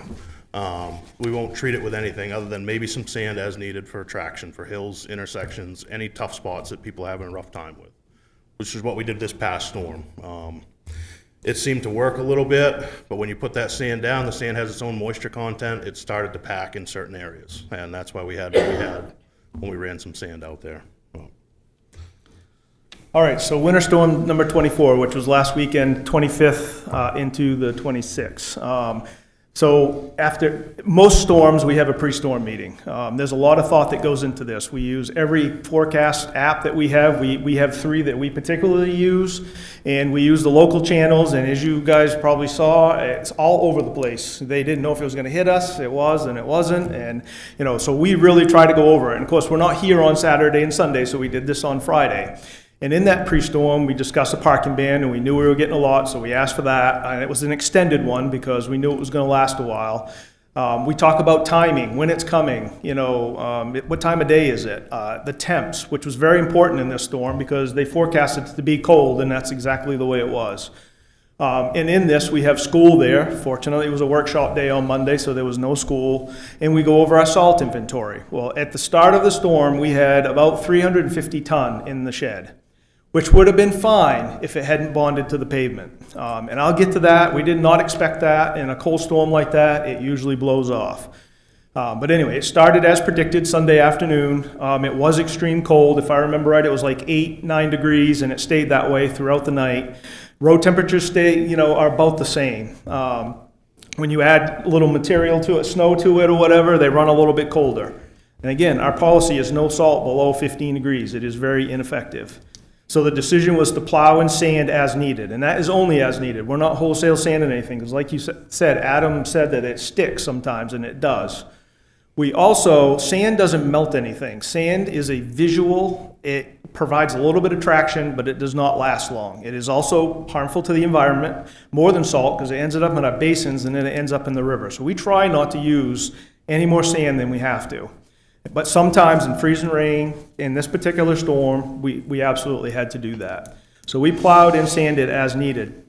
Part of, again, we ran no salt. Goff Hill, which Jason's going to speak to too as well, but Goff Hill is a public safety hazard when it snows. As a public works director, I stay away from that hill. I don't go over it either, and it takes salt to bear it off. And we weren't able to use any salt in the storm. So for public safety reasons, we closed it during the storm with the hope that we could open it fairly quickly afterwards. So heavy snow accumulation overnight had the fluff factor. We had about 17 inches. We scraped roads, and during that whole storm and all day Monday, pavement was showing. If we follow our trucks and we see pavement showing, that's a good sign in one of these storms, because it's not bonding to the pavement, and we know the next morning it's going to be cold, but we can apply salt and we can get that off. And we also knew that we had enough salt in the shed to do that if that was the case. But it snowed on and off all day Monday. It did have some lulls, and it ended up coming back in after dark, and it snowed until 2 a.m. Tuesday morning. Now, Adam and I, we pulled the cameras up. We have weather stations in 2 different spots in here that have cameras. We watched that, and we watched it. It stayed wheel track showing, black pavement until about 8 o'clock at night, and then it changed after that. And the snow that fell out of the sky, and lots of times at the end of a storm or a big storm like this, we get freezing rain on the end of it, or a freezing drizzle. It's kind of the same idea. We feel it was a different consistency snow, and it bonded to the pavement. Our trucks were out there just as much as they were all day, and they kept going back and forth scraping, but it bonded. And I will tell you, when I got up Tuesday morning and I came in, it was like that in every community until I got to Auburn and saw the same thing. That's the last thing we want to see, because at that point, it takes twice as much material to get it. You're not working it from the bottom up, you're working it from the top down. And we knew that, and we knew we did not have enough salt in the shed to just go wholesale salt everything and get it clean. And the reason we don't is a capacity issue, but we also have, we order salt the minute we know we need it. But we are relying on a salt company and trucking to get it to us. So we had been after them. They had delivered just a few loads. They kept saying we were going to get it Wednesday, and then it moved to Thursday. So we knew we only had what we had in the shed. I communicate with Lewiston. We're not just our own community here. We all talk back and forth. We, sometimes with the state. Most generally, we don't communicate with them as much. But Lewiston in the past, with our capacity issue, has been able to let us borrow salt. So we'll send trucks over there in the night, we'll grab it, and then when we get our delivery, we bring it back to him. I talked to him, he was in the same boat. He was waiting for deliveries. They did not have the capacity to give us any this time. So we did what we could do, and that was use what we had. So Tuesday morning, our plan, when we saw this, was to hit it with a hot mix. Hot mix is sand and it's salt with a little bit of sand. It's like 2 buckets of salt to 1 sand ratio. And sometimes that works on colder temperatures where it gives a little bit of traction with the salt, because when we got hard pack and glaze like that, you put salt on it, it makes it really slippery at first. So the sand would help that. Well, it didn't touch it. As cold as it was, the road temps were down near 3 or 4. There was just no way, we basically put stuff out and it didn't do anything. So we decided that we knew sun was coming out. We waited until the sun came out and the temperature started coming. We waited till like 8 or 9 o'clock, and then we hit the primaries hard. Again, Golf Hill and that, I'll talk about that. We hit that, but no traffic on it either, and traffic has to work the salt sometimes. We could not bear that thing off. We had that thing, so Tuesday morning, we were planning to go out and try to get it open, but then I know I'll let Chief Moen speak to that, so. Yeah, we're in constant communication with the Public Works Department throughout a storm, right from the pre-storm meeting, right through our officers giving feedback on driving conditions and whatnot. And Golf Hill remained closed Tuesday morning because I went down over Golf Hill Tuesday morning, and I've been driving that hill for 30 years, and that was one of the worst I've ever seen it. And I made the decision to leave it closed. Talking with Scott, they were going to try to treat it, let the sun hit it, and try to break some of it up, because I wasn't confident that the motoring public would be able to navigate that hill. I've had to dive over a snowbank and on that hill to avoid getting hit by a car sliding down over the hill before in the past. So I made the decision to leave it closed for most of the day on Tuesday, just as a safety precaution. So anyway, we dealt with it the best we could. We worked on the primaries only that day. The sun went away at noontime, so when that went away, temperatures they only got to a high of 17 on Tuesday. And anyway, I'll let Adam touch base on that now, so. Yeah, so the plan was to hit the primaries, the priority ones, your Center Street, your Minot Ave, where the bulk of your traffic is. Get that back to bear as best we can with the salt that we had. We did that and ended up working. It's like, all right, good. Now tomorrow we can hopefully dedicate to the secondary salt roads, your Park Ave, Lake Street, Hotel, your higher traffic salt roads that we have. So went ahead with that with the plan, and that seemed to work. So Wednesday we had higher temperatures than Tuesday. It worked great. Thursday we had higher temps coming. We're like, all right, we'll hit the rest of our salt roads, and hopefully we get some salt in the shed to kind of backfill what we need to get everything done. And we ended up using just about all of what we had for salt in the salt shed to do that. And if we'd have wholesale done that on Monday or Tuesday, we wouldn't have had any salt, and those roads would have stayed that way until we got a delivery. So, again, the capacity issue is a big issue for us. I know we don't bring that forward. We face that internally, but I'm telling you, we've had times where we're praying and hoping for salt because we just have not, And again, we order it just as fast as we see the forecast. We know the storm's coming. We'll forecast it. We're going to use this amount, and we'll order it even before the storm is there, knowing that we can put an excavator in there and stack it if we do run out of room. But at this point in time, we had 3 storms back to back, plus we had ordered it, and it just wasn't coming quick enough. With the Golf Hill issue, we knew we wanted to get a grader on it, try and peel some of that pack off. That's about the only thing that's going to try and get that back down to pavement is the heavy equipment to do it. Unfortunately, we didn't have any guys extra to go do that during the day on Tuesday because they were all doing their runs. So Tuesday afternoon, evening, we had a guy get freed up. We said, all right, go try and scrape the hill with the grader. We'll go treat it. Supervisor made the call before he went home at 11 o'clock that night that it's still kind of icy. We'll wait till tomorrow morning. So what we did is we hit it at 7:30 in the morning, or hit it a little before 7:30. The road came to, all right, let's get it opened up. It's finally good for traffic. The other unfortunate part of closing Golf Hill is it is a main thoroughfare in Auburn. So we recognize the need for improved detour for that area. So we're going to have our sign guy make Golf Hill closed signs so that if it should happen again, that we can put them out on Minot Ave, on the approach to Court Street, out by Giorgio's, that area, coming up Court, Union, every direction for Golf Hill. And the detour route will probably be Western Ave to get around, where that's fairly flat and slight grade coming down to Minot Ave. We certainly did take complaints on that because people got there and realized we did not plan to keep it closed that long. But again, it was for public safety, and we felt it was the best route. Yeah. It took, so on Tuesday, when we did apply for the main drags, it took 3 applications to get the primaries back to Bear. So 3 times they're running 450 pounds of salt per lane mile, took it to get back down to Bear roads. So yeah, I think Scott touched on this, 17 inches total accumulation. And with the low salt supply, the decision was made to delay further application till Wednesday morning, till we know we had the sun and the temperatures. We had the sun full day on Wednesday. Road temps came up to, I think, 17, 18 degrees that day. It was great. Everything worked as it should, you know. And again, we didn't just neglect the hard-packed roads either. We did apply sand to them to keep a little bit of grip to them. Obviously, it blows off, it doesn't stay, so we had to put out a fair amount of sand as well to try to keep the traveling public safe. You know, and with that, you know, the statistics for the parking ban and all of that, I know Jason has that. I'll let him speak to that. Honestly, it was a pretty uneventful storm for us. We had a total of 9 accidents throughout the storm. We towed 18 vehicles as a result of the parking ban, and we issued 25 parking tickets. Folks, those are on the low side of any storm that we've had this year. So that's a testament to Public Works for the number of accidents. The roads are in great shape for the most part. Couple of wrinkles at the end of the storm, but overall, it was fairly uneventful.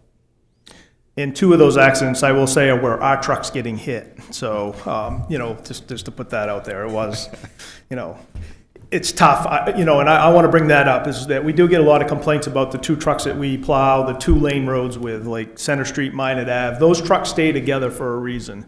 There's a lot of turn lanes, there's a lot of things that they're blindsided, you know, in those trucks, they cannot see. So they follow each other to make sure that cars are not trying to go by us. And in one instant, somebody tried to go between those 2 trucks out on Washington Street, and that was one of the accidents. So I want to make sure people get very frustrated they're behind those trucks, but that we do it for a reason, for their safety along as with the traveling public. So again, Goff Hill reopened Wednesday morning, and we used the sand on hardpack. We used every available tool to make progress. Again, I can't emphasize that the same impact on every neighboring community. However, the tools that they have, the approach may vary on what they use for, you know, salt. They have different stuff. Some of them have calcium. And again, we were in consistent contact with the city of Lewiston. We were both on the same page. We both had the same plan of to not run any material until that next morning, and that's exactly what we did. Yeah, and hats off to our crew. You know, they worked from Sunday afternoon, I think some guys punched in at 3 o'clock to be ready for the storm, and right through to Wednesday morning. Those guys are running 24/7, or our trucks were. The guys do 16-hour stints and then take 8 hours off, but we have a rotation. But either way, those trucks were filled 24 hours from Sunday afternoon till Wednesday morning, right through. I think they did a great job. I don't think we had too much of a travel issue. I mean, other than hearing a few accidents, but, you know, traffic was moving that was out there. You know, it was pretty good. And testament, we've got 7 or 8 guys that got less than a year of experience, you know, so this is their first time dealing with a storm this magnitude and this cold, that they did a great job with sidewalks and with trucks, you know, pretty thankful for the crew that we do have. I thought it was very, very good. And just a couple helpful facts. We talked about, I know there was I heard a complaint about how they left the city and onto, you know, bare pavement. So state roads have higher speed traffic, and that's most of where the connections are. You know, it's Washington Street, it's Minot Ave, it's Center Street, which the snow does blow off. And it makes it for more effective salting when you have black pavement showing. That's why they were able to hit it hard, probably more than in one application, and they had theirs bared off when we had the compacted, you know, the snow. So that is one reason that you saw when you went out of town, that reason. And I want to bring up Riverside Drive because this is another one that people don't understand. You know, they tell us all the time that it's in such poor condition. Well, the road itself is in such poor condition. If you look at the Auburn section, it's all shaded, it's all curvy. There's no shoulders on it, and there are trees right out to the edge. When you get to Durham, it opens up. Before Durham, you know, before we get to that section, you know, around Vickery Road, that's all wide open. So the road it has a very bad crown, it pitches off, and then the shoulders don't have any gravel in them, so people drive off the edge of the road, and that's when they lose it most of the time, is they're trying to get back onto the pavement, and they slide off the road. So we do our best with that. That road needs to be rebuilt, and we are certainly hoping for that in the future. It'll certainly make an improvement for us, helping us take care of that. And future issues, again, I talk about the storage capacity issue. Seeing as how we own 67 Kitty Hawk, and I know the fire department's going in that, but that will be coming to Public Works in the end, you know, for a bunch of reasons. But I'm gonna be asking going forward about putting a salt storage building there that will increase our capacity. We'll be able to put sand up and not have to truck it all the time in between storms. You know, we'll be able to put stuff down there, and not only that, but our trucks on that south end won't have to travel all the way back to Grace Lawn to get loaded. And, you know, that we'll have a tank down there with salt brine in it as well. So that is the hope, is that if we do that, we should not have a trucking issue anymore. We can keep that supplied enough so we can move material around in different places if we need to. So just know that that is coming. As a matter of fact, it's in the CIP this year. Whether that happens this year or not, it's not a major deal, but going forward, you know, we're really asking for that. And we've talked about the calcium. We took it away. We've done very well with it. It has worked, but it's just another tool in the toolbox. If we can have a tank of calcium on hand for these colder storms, it does help with making the salt work at lower temperatures. So it would have been helpful to have that. You know, I'm not talking wholesale like we were before, but if we could have 10,000 gallons for the year, you know, so we have it during these cold storms, it would certainly help us.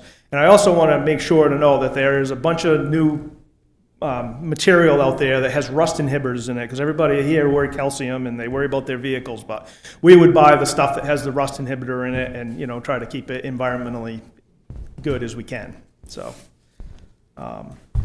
that's the end of the slideshow. Is there any questions? Yeah, thank you. Questions or comments from the council? Councilor Gary. Thank you, Mr. Mayor, and thank you for your presentations. May I please get a hard copy of this? And kudos to all your public works and everybody else that works for your departments. I know the storms was very hard to deal with, and I thank you for people calling to have your sand sheds with sand in it. And you guys were right out there trying to keep those as full as you can. My question is, with the weather the way it is, how does the wind chill affect these lower temperatures and what you're trying to do? So wind chill doesn't really affect the road temperature. The road temperature is what it is. It does not affect that. You know, it does on our people, of course, if we're having to work out in the elements. But, you know, as far as, you know, obviously it's keeping it cold. But if there's a wind chill and it's 25 degrees, salt's still going to work because the sun is out and the temperatures are up. Because they were saying like a couple of our nights was wind chills of over 30 degrees. So I didn't know during the middle of the night, if you guys are out there, if that makes the road even colder. No, it does not. It's hard on our equipment, obviously. It's, you know, the cold air and stuff, but no, it does not affect that. Thank you kindly. Thank you. Other questions or comments? Councilor Connell. Just a second kudos to you all, the collaboration and a lot of hard choices that had to be made, and I appreciate the thoughtful remedies that you're recommending for moving forward. So. Other questions or comments? No, thank you very much.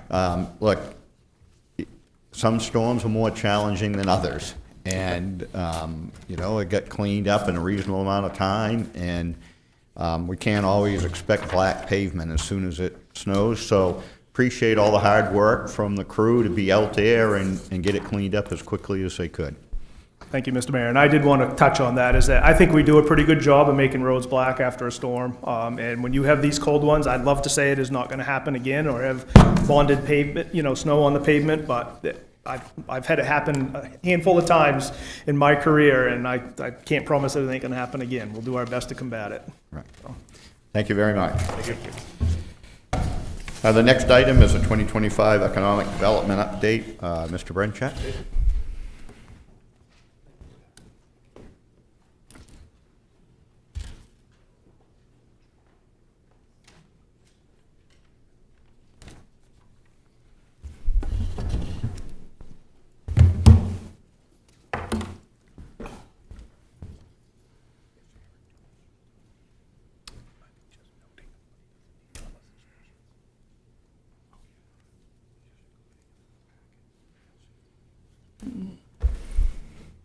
Okay.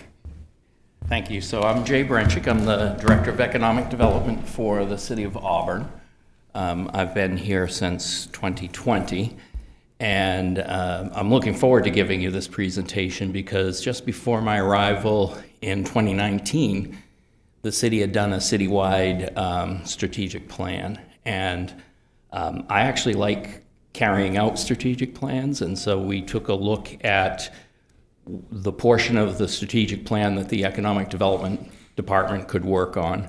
One of them was downtown revitalization, and we accomplished most all of those tasks, and it's time to put that revitalization plan to bed and develop one for the next few years.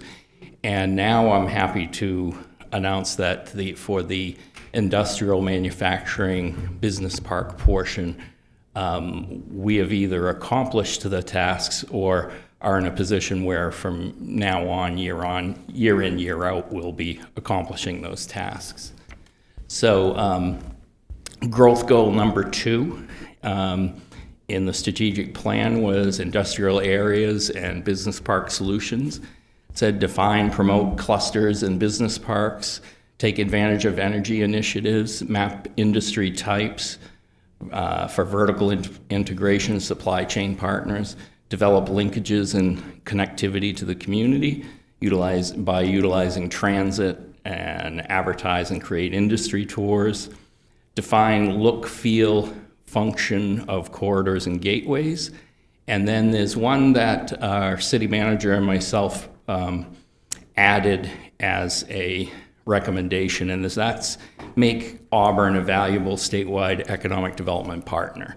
What we found when I arrived is that we've got an intermodal facility, we've got Exit 75, we've got the airport, we've got Auburn Business Center, which is our Commerce Center, which is a pre-approved business park. We have all these assets, and we felt like we kept getting looked over when conversations would start to happen at the state level. They would talk about the University of Maine, they'd talk about the Rue Institute, they'd talk about Brunswick Landing, Loring Air Force Base, and down east as well as up in the county, but we didn't feel we were getting the love. But the reality is you don't get the love until you give the love, and so we were trying to make sure we position ourselves as a valuable economic development partner. And so the first thing we did to implement the recommendations was create monthly manufacturing meetings. This is all manufacturers in Auburn are invited to attend these meetings. They're once a month on Wednesday mornings from 7:30 to 8:30. And so the first thing we talked about was defining and promoting our clusters and parks. And really what we found is Auburn's in a very good position when it comes to manufacturing, warehouse, and distribution. We're really the center or the hub for the state of Maine with how many we have within minutes of Exit 75. The other good thing is while we do have a little bit of clusters when it comes to bioforest products and things, we actually have a pretty wide variety of manufacturers in Auburn.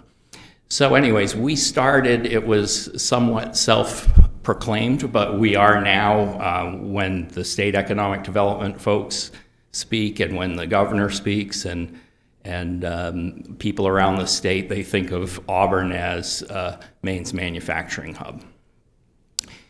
Then also with define and promote, the state of Maine got a federal tech hub designation for bioforest products.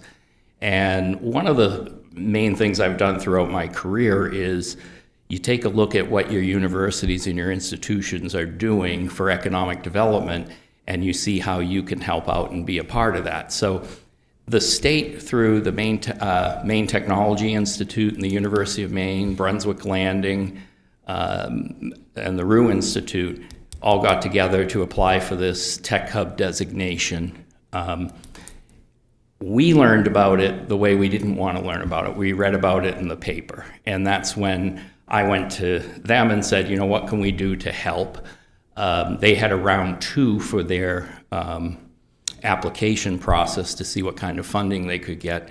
So we developed a tech hub to align with federal and state initiatives here in Auburn. So now we're becoming part of the conversation. And we're the only municipality to have done so, and we're the only municipality who's been invited to be a part of the coalition and partnership as we go to move forward with this tech hub designation. And then the recommendation was take advantage of energy initiatives and map industry types.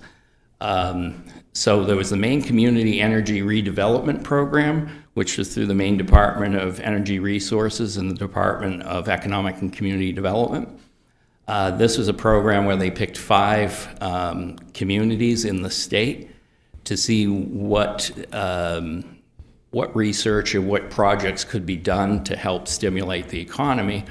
And Auburn and our Auburn Tech Hub got picked as one of those localities. And so what we got from that was an industry and land assessment from HR&A Advisors, which was hired by the state, so we didn't have to pay anything.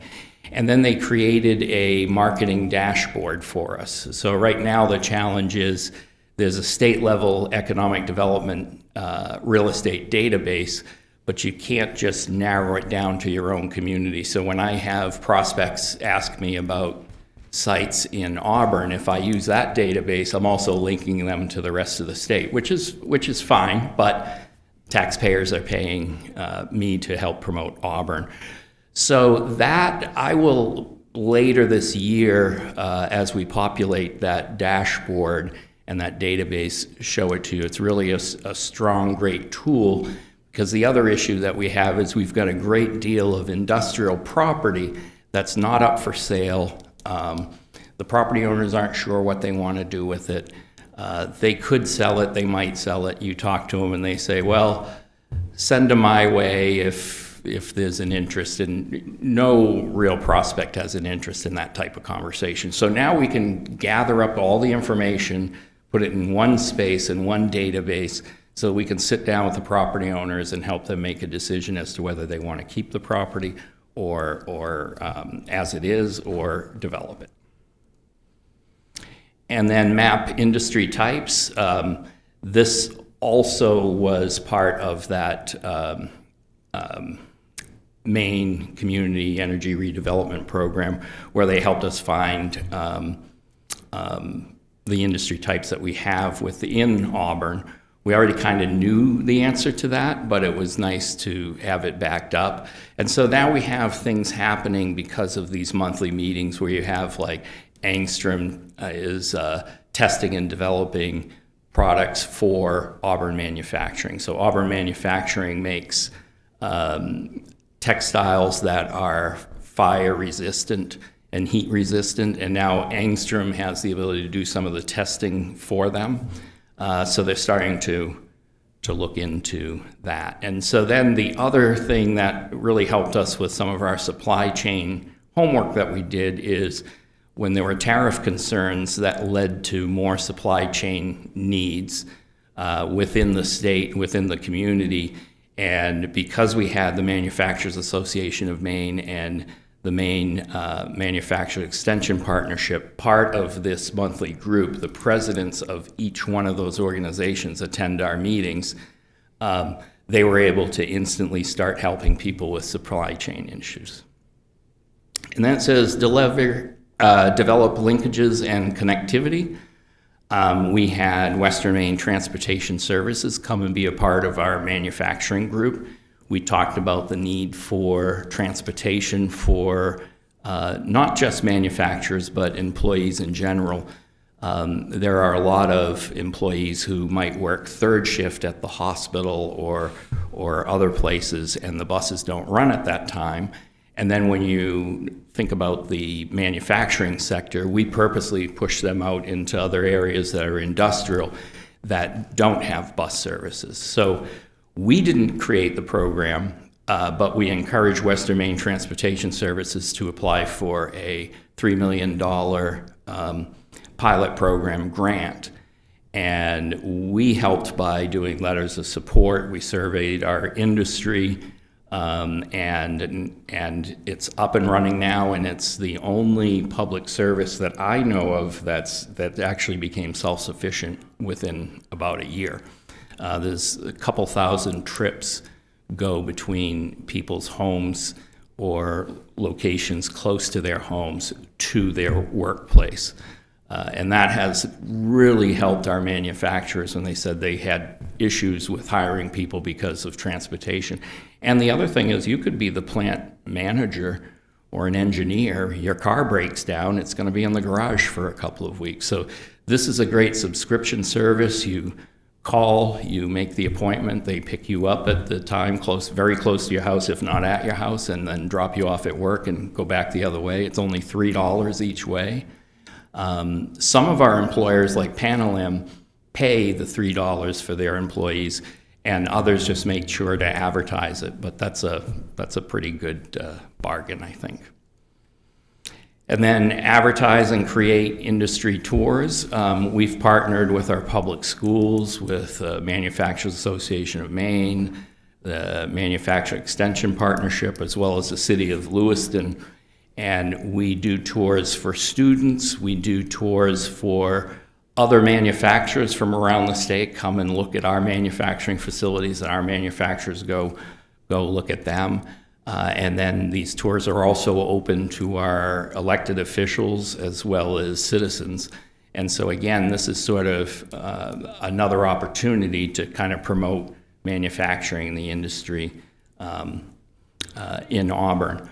We have included Lewiston in our group, and now this year we've included manufacturers from other parts of the state. And so we've had manufacturers from as far as Bangor and Sanford come and join our meetings because they see the value in them. So these tours are year-round, but we really advertise and promote them in October because that's Manufacturing Month. So again, with the implementation, advertise and promote, in 2024, the City of Auburn created an Auburn Manufacturing Month, and it was basically just celebrated here in Auburn. And then in 2025, we launched it to be statewide. And so a little more details. The Manufacturing Month that was held in 2024, we did a tour for citizens and students of 4 manufacturing facilities, and then we had a manufacturing appreciation event at Central Maine Community College. We had about 140 attendees, most of them manufacturers from around the state, but also citizens from the City of Auburn. And people got a chance to tour Central Maine Community College, mostly the programs that are tied a little more closely to manufacturing. And then we did some advertising on social media in the Lewiston Sun-Journal. And then the big difference is in 2025, we moved this to statewide. We did tours of 19 manufacturing facilities throughout the state. I think it's important to point out that 11 of the 19 were done right here in Auburn and Lewiston, 6 in Auburn, 5 in Lewiston. In 2024, we had 350 participants come to on these tours or the events. And this past year in October, we had 800. So it's growing exponentially. We also grew the event to be statewide in the sense that we did an Oktoberfest down in Portland at a robotics company, and it was a great opportunity for them to get manufacturers to come there, but it was a real fun thing we got to do. And then the UMaine Advanced Manufacturing Center, we did a tour of that. We did a tour of Tech Place, which is at Brunswick Landing, and another tour of, they had an open house at Big Boom Manufacturing Tech, which is in Portland. They do like AI and tech integration. We had Maine Maritime Academy Workforce Training Center, which is at Brunswick Landing, did a tour of that. There's a STEM Coliseum that's in the Maine Mall, which is this really cool thing to be able to go see, and that's where students can go and kids can go and do like the robot competitions and that type of stuff. And then instead of holding the event at the community college at the end of the month, we had the meeting and event at the Rue Institute at the end of the month. So then, manufacturing month by the numbers, we did some advertising in the digital version of the newspaper. So when you opened the newspaper email, at the top there was a banner, and we did those banners throughout the month. And we ended up getting 157,000 impressions and 712 clicks. That's within the range of what you should expect for click rates for that number of impressions. And impressions is really just, it's not a great measure in my mind. I think the better measure is reach, and we struggled with the Sun to give us some information on reach. But the difference is impressions is the number of times people opened that email and saw it. Well, you could open the email 3 or 4 times, and Councilor Cowan might open it 6 times, and there's 6 impressions as opposed to reach, which is unique, each one person. So these are a couple of the ads we ran. Now, I should point out that we did this in conjunction with Lewiston, so Lewiston had banners, and we alternated weeks.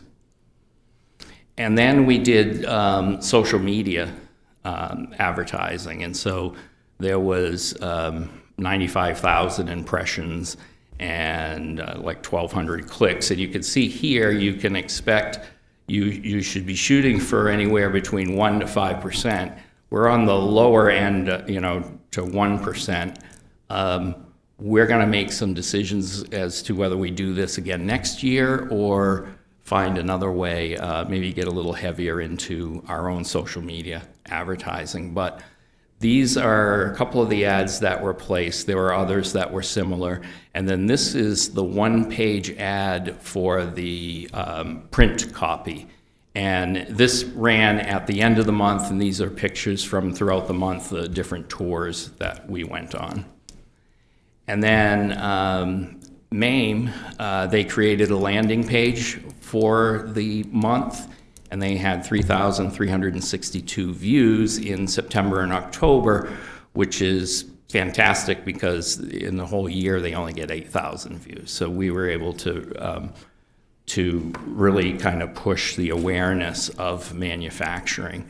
And I think next year we will probably work to do our own landing page on the Auburn Economic Development website so we can drive traffic there.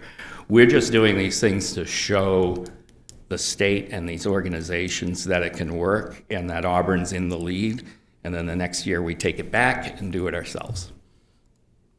So the presenters that came to our monthly meeting included the Maine Department of Labor. This past year, the Maine Family Medical Leave Program started.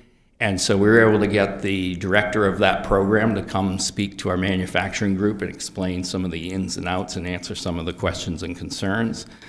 We also had some tariffs that were applied this year, and so we got the president of the Maine International Trade Center to come talk to our manufacturing group to explain to them some of the pros and cons of using different programs that can kind of help you get around some of the tariffs. Long story short, none of them work. And then MAME and Maine MEP helped with supply chain. We had Maine Technology Institute came and gave some presentations on grant programs and technical assistance they offer, as well as loans. And then the State of Maine Economic Development folks came and talked about the Dirigo incentive and some of those programs. And then we had Auburn School Department came asking for manufacturers to open their doors for student tours, which they did.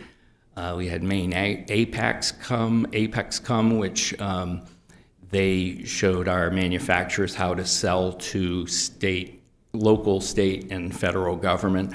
Most of our manufacturers already are in that Apex program, but they had deeper questions and issues. And then we also had a couple of different people come from the University of Maine to talk about the Center for Advanced Manufacturing and the Composites Lab and what manufacturers can do to take advantage of those. We did the same with, I put Maine community colleges because we're going to have some of the other community colleges come, but thus far it's been all linkages with Central Maine Community College. And then, of course, there's the Rue Institute. The Rue Institute really specializes in AI, and one of the things that's very unique because of our manufacturing group and because of the work Auburn Economic Development does to set up one-on-one meetings. Each time one of these presenters comes, it means that we then get them to do a visit at one of our manufacturers and get some one-on-one assistance. And the great thing that happens in Auburn is that the University of Maine Center for Advanced Manufacturing and the Rue Institute do their meetings together, which is really sort of unheard of. They're two institutions that are sort of competing with each other, but they found ways to work together, and we're really proud of that fact that we've been able to do that through our manufacturing group.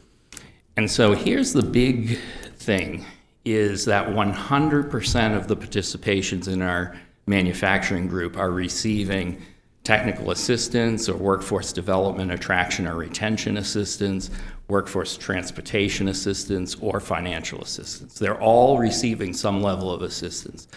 3 years ago when I started, about a third of them were receiving some assistance at some points in time.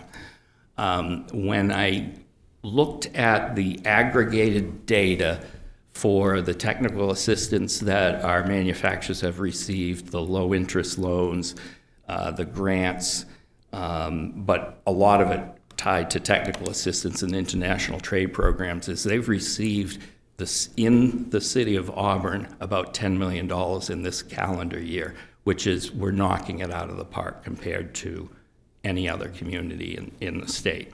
So they got things like lean and OSHA training, sales training, manufacturing, layout and space utilization, internal auditing training, tariffs guide and international trade programming, tax incentive programs and financial tools, international market data, grant advertising, advising, 3D printing models, equipment automation, artificial intelligence integration. And so what's important to really point out is, I think when people think of manufacturers getting assistance, you're thinking, well, you know, you guys are thinking your budget and how does this affect our budget? This is all free to us. This is all federal and state dollars. If we don't bring this stuff back into our community, that's where it costs us money, by not bringing the stuff back. So this program's really helped out. And then some of our additional things have been make Auburn a valuable statewide economic development partner, and we've done that through our tech hub. We've done it through our monthly meetings, because all of these organizations need to show their value and need to get out and talk to manufacturers and deliver, and they're able to do that. But on top of that, when the governor was looking for members of their task force, they asked Auburn Economic Development to participate. We also were one of the consultants for the state's real estate database, which they had never had up until a couple of years ago. And then we also consulted the state on our workforce attraction and retention program that we developed through this group. And then define look, feel, function of corridors and gateways. I got to admit, economic development, we play a role in this, but it's really the planning department, and it's really Eric Cousins, our director for our division leader for public services, who leads this effort. And so that's what's happening now with the comprehensive plan and the Reimagine Washington Street, those things. And so those are currently happening at this time. And then that is it. But what I can say is, if you look at the strategic plan and you look at the things that we were asked to do and what I'm particularly proud of is they're just bullet points. They don't tell you how to do this. They're bullet points, and it takes a lot of work to do it, and I'm very proud that our group's been able to accomplish it. So, any questions? Thank you very much. Questions from the council? Councilor Geary. Thank you, Mr. Mayor. This is more or less of a statement. Kudos to Western Maine Transit and their after-hours transportation, because it not only gets regular citizens to their jobs, but it also helps those that are mobility challenged. And to be truthful, I'm a participant of them. I've been going home from my city council meetings using their service. They have a ramp so that you can, as long as they know you need special accommodations, they go out of their way to help you get on, off, and they provide a very valuable service. Thank you. Yeah, they are a great organization. And that's the big thing here is all of those organizations exist. What we're doing is just making sure to be a resource broker and a partner and leverage those resources. And so we're thankful to Western Maine Transportation Service. I mean, it opens the box that those that are challenged can work after hours and be productive. Yeah, absolutely. Other questions or comments? Council Platt. Thank you. Thank you, Jay. That was a great presentation. My question is, so I understand that in everything you've just presented, we're trying to be the broker, a broker between these organizations, not necessarily to initiate economic development, but to catalyze economic development. Do you have, given the status of Auburn's commercial building stock, do you have any thoughts or opinions or advice for the council on where we should focus or what we can possibly do to encourage new development, new commercial development versus leaseholder improvements on vacant buildings? Right. Obviously, that's not up to us. It's up to the corporations that come in and do that. Right. But the commercial building stock. Do you have any thoughts or opinions on that? Right. So when you say commercial building stock, are you talking industrial or restaurant retail? Or mostly industrial. I mean, I guess my mind goes towards the tax base and knowing that if you build big buildings, they pay a lot in taxes. Yeah. But again, the stock. I'm just curious, do we have more of an opportunity to be pursuing new zoning areas through the planning board, or we could encourage new buildings, or do we have an aging commercial building stock that's going to have vacancies that we need to focus on supporting you to get out there and finding tenants? We have some vacancies, but not a whole lot.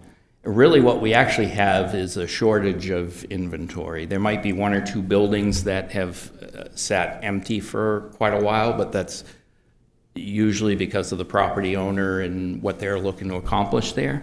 I think we're headed in the right direction through the Maine Energy Community Redevelopment Program. We're now doing an inventory, and this is a deep dive inventory of all the infrastructure and all that of each of these properties. And then I'll start talking to we have a lot of property owners who just don't know what to do with their property, so we'll get this information into their hands so they know the best return on investment they can get for their property. And then we're working at the state level. I now have meetings once a month with the Commissioner of Economic Development, and in this month we're going to talk about two things. One is the need for the state to allow for delegated local authority for projects that are beyond 10 acres, something more like 20 or 30 acres. And what that means is right now, if you've got a project and it's 10 acres or less, then Eric and his team can do the approval, the state level approval at the local level. And we can do it at 25% of the cost it would take to send it to the state. And we can do it in like 90 days. As averse to the state, it takes them over a year, and it's much more expensive. And so that program has worked great for up to 10 acres, but I'm seeing us with a lot of raw land, and projects want to get up and running a lot quicker. And so if we can get the state to make that change to 20 or 30 acres, then when we had a prospect we lost to New Hampshire because They didn't want to wait that whole year. They didn't want their investors. They understood, and you understand, I think you're a developer, that some of these state-level permits, you can still start work on your property, you can still start construction, you can still do these things, and it's still going to take you a year or 2 years to finally have the site ready. But when they're trying to convince investors that the site's ready, any kind of barrier we can take down so that they're not having to say, well, you got to wait a year or more, and there isn't a definitive timeline. That's how we lost one of our projects. So we're talking with the state about that, and then talking with the state about trying to get more of a dedicated fund to help bring the Auburn Tech Hub to the next level. You've got Brunswick Landing, which has a dedicated fund to it through state law that gives them some funds. And granted, they also have some federal funds and everything, but there's no reason we couldn't do that in Auburn. It's just the idea hasn't been brought to them yet. So I think our zoning is pretty good. I think we're in the middle of our comprehensive plan process. I'll tell you that our permit fees and like the water connection fees compared to the Portland area we're much, much cheaper, and we're so much faster. To get these projects approved in 30 to 90 days is like unheard of in the greater Portland area and other parts of the state. So, just to follow up on what Jay said, a couple other things that the city's been working on with the governor's office and the legislature that are impediments beside the DEP delegated authority are elevator inspections, sprinkler system inspections, and that are real impediments because they don't have the staff to do them in the time to accommodate the development that we'd like to see. And the other one is water and sewer distribution network expansion, because some of these places, it's very difficult in the current environment to have any water or sewer expansion, and some of these places, it's absolutely necessary if you want to have the development. Mm-hmm. Other thoughts or questions on this one? Councilor Cowan. Thanks, Mr. Mayor. Just a comment. I'm really impressed. Continue to be more and more excited about the work that this doing. I think you're about to take off even more, and just thank you for all your efforts. Thank you. City manager, I think the return on investment for the city was that we were able to get Jay to come here. So. And then just one final word. I clearly sent IT the wrong PowerPoint because I noticed a few typos through here when I was presenting. I don't know if you guys noticed, but I did. And it's the same PowerPoint, just a couple of mistakes that I noticed as I was presenting. But well, thank you very much for the presentation. We appreciate all the work you're doing, the progress that's being made with our industrial and commercial sector, and look forward to more. Thank you. The next two items under presentations, there's presentations in the packet related to the progress on the subsurface wastewater system inspections in the Lake Auburn watershed and vacant and abandoned buildings. Mr. Cousins is here if anyone has any immediate questions. If not, as you review the materials, if you have questions, feel free to reach out to the city manager with those questions. Mr. Mayor, I just had one question. Do we know the delay in timing between applying for reimbursement from LawPac and receiving that reimbursement? That was my only question. I don't know. Mr. Cousins might know the answer to that. We don't really get involved in that process. My understanding is it's maybe 30, 45 days, definitely in the same quarter, but I don't know the exact timing of it. I only ask because that's been kind of the number one item that I've been approached with from folks in that area is how the reimbursement process works, but thank you. Yeah, Mr. Cousins can let the folks at LawPac make them aware of that concern. Thank you. Thanks. We'll move on to the first open session of the evening. If there's any member of the public who would like to address the council on an item that's not on tonight's agenda, please approach the podium and provide your name and address.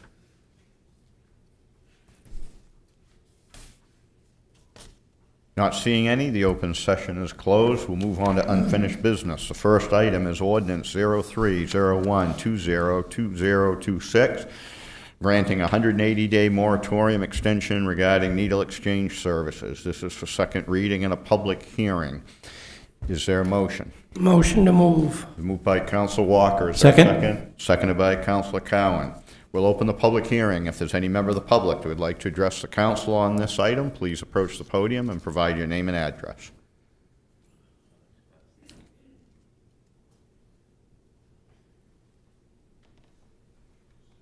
Yes, I'm Frank LeClaire, 42 Washington Park Road. So, sir, before you go forward, this item is about needle exchange services. We're going to, I think you want to speak about the moratorium on Yeah, that. I misunderstood. Yeah, that will be the next item. Oh, okay. Yep, no problem. Thank you very much.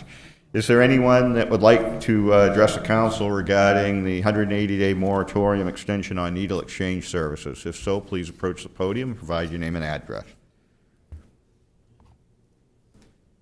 Not seeing any. Discussion by the council? Council ready for the question? The vote will be by roll call. The clerk will call the roll. Counselor Duvall? Yes. Counselor Butler? Yes. Counselor Walker? Yes. Counselor Platts? Yes. Counselor Gary? Yes. Counselor Randall? Yes. Counselor Cowan? Yes. 7 having voted in the affirmative and none in the negative, the motion is adopted. We'll move on to ordinance 0401202026, granting a 180-day moratorium prohibiting rent or fee increases at mobile home parks. This will be for second reading and a public hearing. Is there a motion? Motion to move. Moved by Council Walker. Is there a second? Second. Seconded by Councilor Butler. We'll open the public hearing. If there's any member of the public that would like to address the council on this item, please approach the podium and provide your name and address. Yes. Frank LeClaire, 42 Washington Park Road. I just wanted to make one statement to several of the members here. Last time I was here, you reflected that you were concerned about the,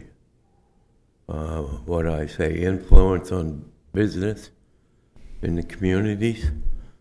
And I would like to point out that I agree, it is a concern to get involved in businesses. But I wanted to point out that this is not good business that we're dealing with. That I'm sure you people would like, are encouraging, but this is bad business. And I don't think you need to support bad business or consider it in your decision making. Thank you. Thank you. Is there any other member of the public who would like to address the council on this item? Please come to the podium and provide your name and address. Ladies and gentlemen, I am Juliet St. Amand. I don't know if you remember me. Last time I spoke with you, I said how dire we are. If he does raise the rent another 110, there's no way we're going to do it. The government gives you a little raise in your Social Security and takes from the top. So what are we going to do? We're stuck in our homes. We bought our homes. We worked hard to pay for them. They are not houses like some people live in. We wish we could. But we were shoe shop workers. You didn't make more than $2 an hour when I went to work. It was terrible. So if you can find it in your heart to give us a 180-day reprieve, even though I don't know how to say this, but if Miles, Governor Miles or Mills, whatever you want to call her, said that they could raise the rent for 3 months, a certain percentage. This landlord that we have has already raised it. He's owned it 3 years and raised it 3 times. Is he going to be allowed to raise it 3 more months? We just can't do it, and it's not just my trailer park. It's Jay Lynn, and it's Stephen Mills.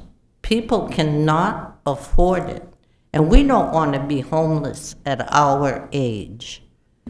And he's nothing but a slumlord. He does nothing with that money that we pay. Nothing. I would appreciate your vote. Thank you very much. Thank you. Is there any other member of the public who'd like to address the council? Hi, I'm going to make mine short. I'm Sharon Dickinson, and I live in the J. Lynn Mobile Home Park, and I own my home, but I pay for the space to put it on. And I only moved there about 1.5 years ago. But in that 1.5 years, I started out at $475, and now it's $600. And it's just, I just can't afford that if it's going to keep going up like that. I'm concerned. I think everyone in our community is concerned, and I'm hoping that the moratorium, is this the second vote on the moratorium? And then the stabilization, and I'm hoping that that's going to happen. So, thank you. Thank you. My name is Lori Nandria. I live in Canton, but I work in Auburn.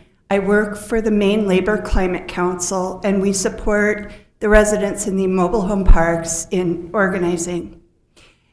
I was talking to a friend of mine about what we're doing, and my friend said, you know, I'm not sure if I agree with that. Isn't that like if I owned a car lot and the city council could just tell me what I could charge for the cars? And I said, no, it's not like that. It's like if you owned a convenience store and there was a flood and nobody can drink the tap water and nobody can get out of town, and you've got the only water, and you've got the only diapers, and you decide you're going to charge $100 a bottle for the water because you can.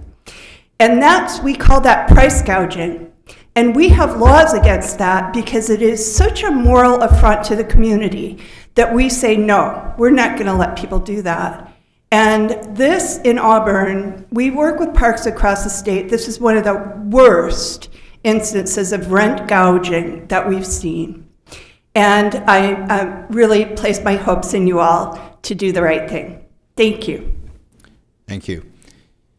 Any other member of the public that would like to address the council, please come forward to the podium.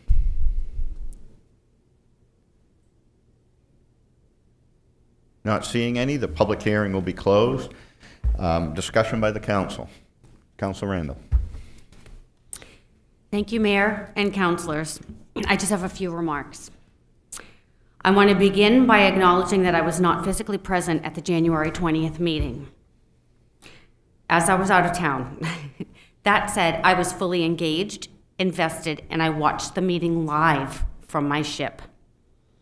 I listened carefully to the concerns that were raised, particularly the concerns that this moratorium could be a slippery slope to broad rent control. I want to be very clear tonight. Mobile home lot rent is fundamentally different from nearly every other housing situation, and it deserves to be treated as such. Mobile home residents are homeowners. They own their homes outright, they pay property taxes, they maintain their homes, and they enter into contract with landowners for the land beneath those homes and for services that are supposed to be accompanied to that rent. Things like road maintenance, water, sewer, trash removal, snow plowing, and general upkeep of the park. This is a dual ownership model. It creates a power imbalance that does not exist in traditional rental housing. When lot rents rise sharply, homeowners cannot simply move. Relocating a mobile home can cost tens of thousands of dollars, if it's possible at all. In many cases, it's not. That reality alone makes this different and demands a different policy lens. I want to stress something else just as clearly.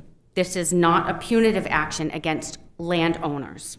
Many park owners run well-maintained, respectful, and community-centered parks. Their residents are happy and their agreements are honored. This moratorium does not target anyone. Instead, it focuses on the homeowners who need protection from displacement at no fault of their own.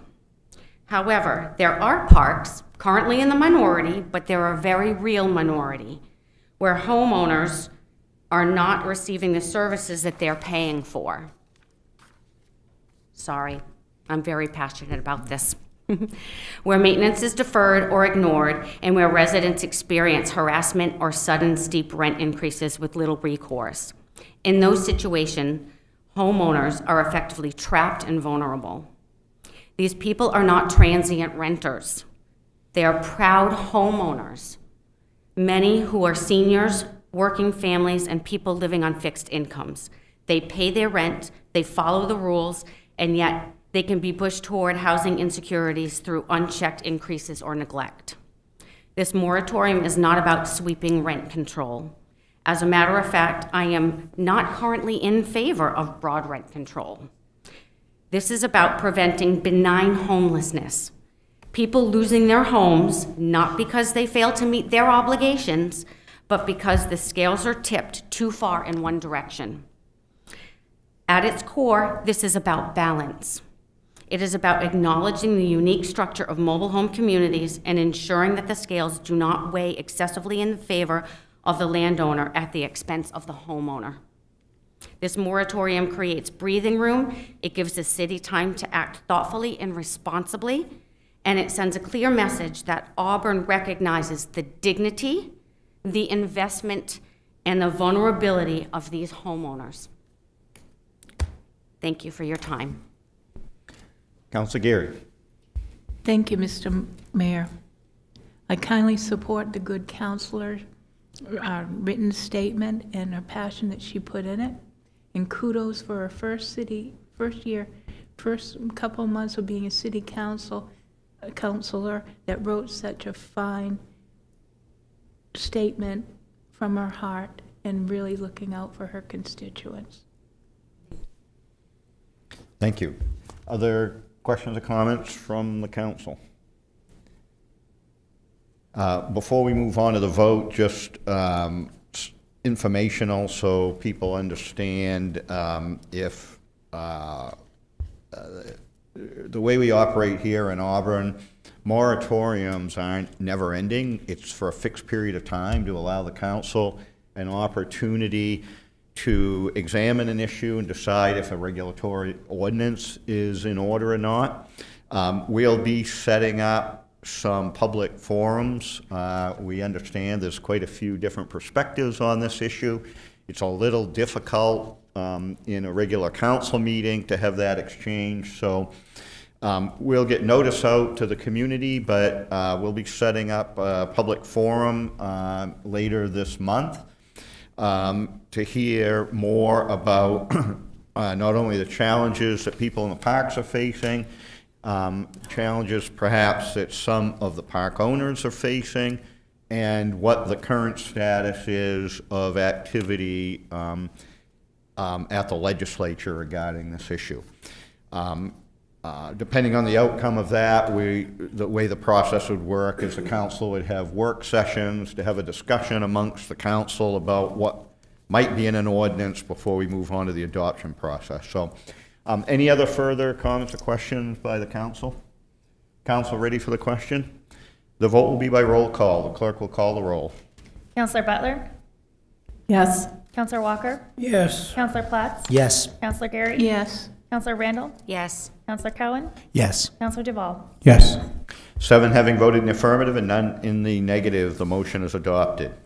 There's no new business before the council tonight. We'll move on to reports. Just quickly, several of us attended the grand, I guess I should say, reopening of Otto's Pizza. It was a very unfortunate circumstance. It had to close. It's a great business to be in the community. And they had their grand reopening today, very well attended by lots of business partners through the chamber and a number of folks from the city. So we really appreciate that. there's a number of things going on about HMI, the Homeless Management Information System, the point-in-time count, but I think Councilor Cowan is going, are you planning on covering those? Yeah, so I'll defer to Councilor Cowan on that. With that, Councilor Geary? Thank you, Mr. Mayor. I'm sorry to say that since I do Western Maine after-hours transit, my scheduled ride is at 8:30, so I'm going to have to respectfully be excused. That's sure. That's quite all right. We're nearing the end of the agenda here anyway. So thank you. Thank you. Councilor Randall. I attended my first library board meeting, and we're going to start going over the budget soon, and that's all. Councilor Cowan. Thank you, Mr. Mayor. So a couple things going on with it related to homelessness. There was a presentation about kind of broadening the use of some kind of the HMIS system so that there can be not just a way of having an inventory and helping people find homes, but to be able to use that for other social services as well, so there's better integration. So that's, I think there's some good information that we'll be able to, as the committee can share. The other thing is just a huge thank you to the many members of community in Lewiston and Auburn, including some of Auburn's staff who provided important contributions with the point-in-time count. Last meeting I mentioned that was coming up. That was this past week. Again, that's something that's done the same general time across the country. It's always done in January. And it's very important to get as accurate as we possibly can in terms of the number of individuals who are currently not housed in any shape or form. And because it's tied to our funding, not just funding that comes down from the state, but potentially grants and things. So a lot of really hard work that went there. As much we were able to kind of eliminate some of the challenges from last year. The drop-in center played a big part in that, as well as a lot of effort was done at the shelter as well as a warming center in Lewiston. So I think we don't have the final count necessarily, but just know that it was a very successful effort.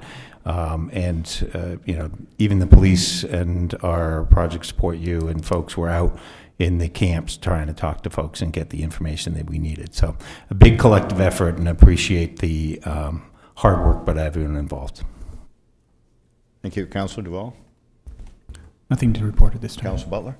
Nothing this week. Councilor Walker. Nothing, sir. Councilor Platt. I wanted to give a quick update. So we heard from the school department today about the introduction of the budget deliberations.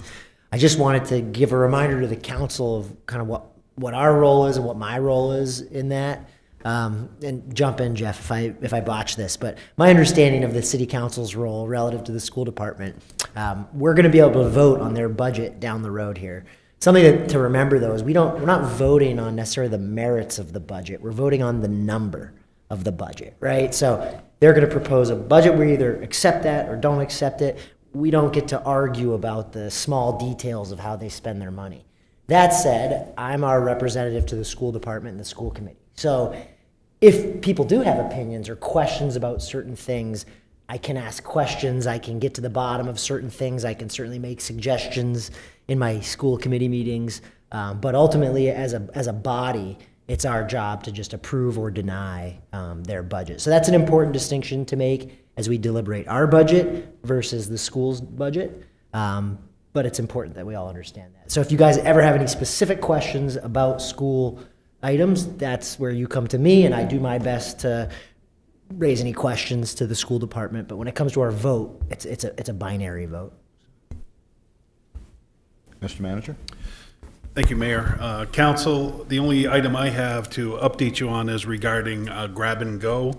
For those new councilors may not be aware, and back in January 2020 during COVID, the city council allocated funds for grab and go. It's a program that we had been operating right along using ARPA funds. We had worked with a third-party provider to then take over the program. Due to changes with Good Shepherd Food Bank and some of the restrictions there, we're unable to continue with what that might look like in the future. That third-party vendor will be looking to still provide some resources in the community. Just we won't be able to align that with Grab and Go. Our funding would be coming to an end. So by March 1st, we'll end that program, which was certainly very successful, provided a lot of great resources. The flyer and the information that we put out related to that, we will be providing information of other resources in the community that individuals can contact. Since the start of Grab and Go, we probably have 2 or 3 additional resources now in the community that are made available. So we'll be assisting those residents that had still been using that service to make sure that that will continue, but hopefully in another approach to get that access. So that's all I have for an update. Great, thank you very much. We'll move on to the last agenda item, which is the second open session of the evening. If there's any member of the public who'd like to address the council on an item not on tonight's agenda, please approach the podium and provide your name and address. Not seeing any, the open session will be closed. There's no executive sessions this evening. Is there a motion to adjourn? Motion to adjourn. Moved by Councilor Walker, seconded Second. by Councilor Cowan. All those in favor? The council will be adjourned.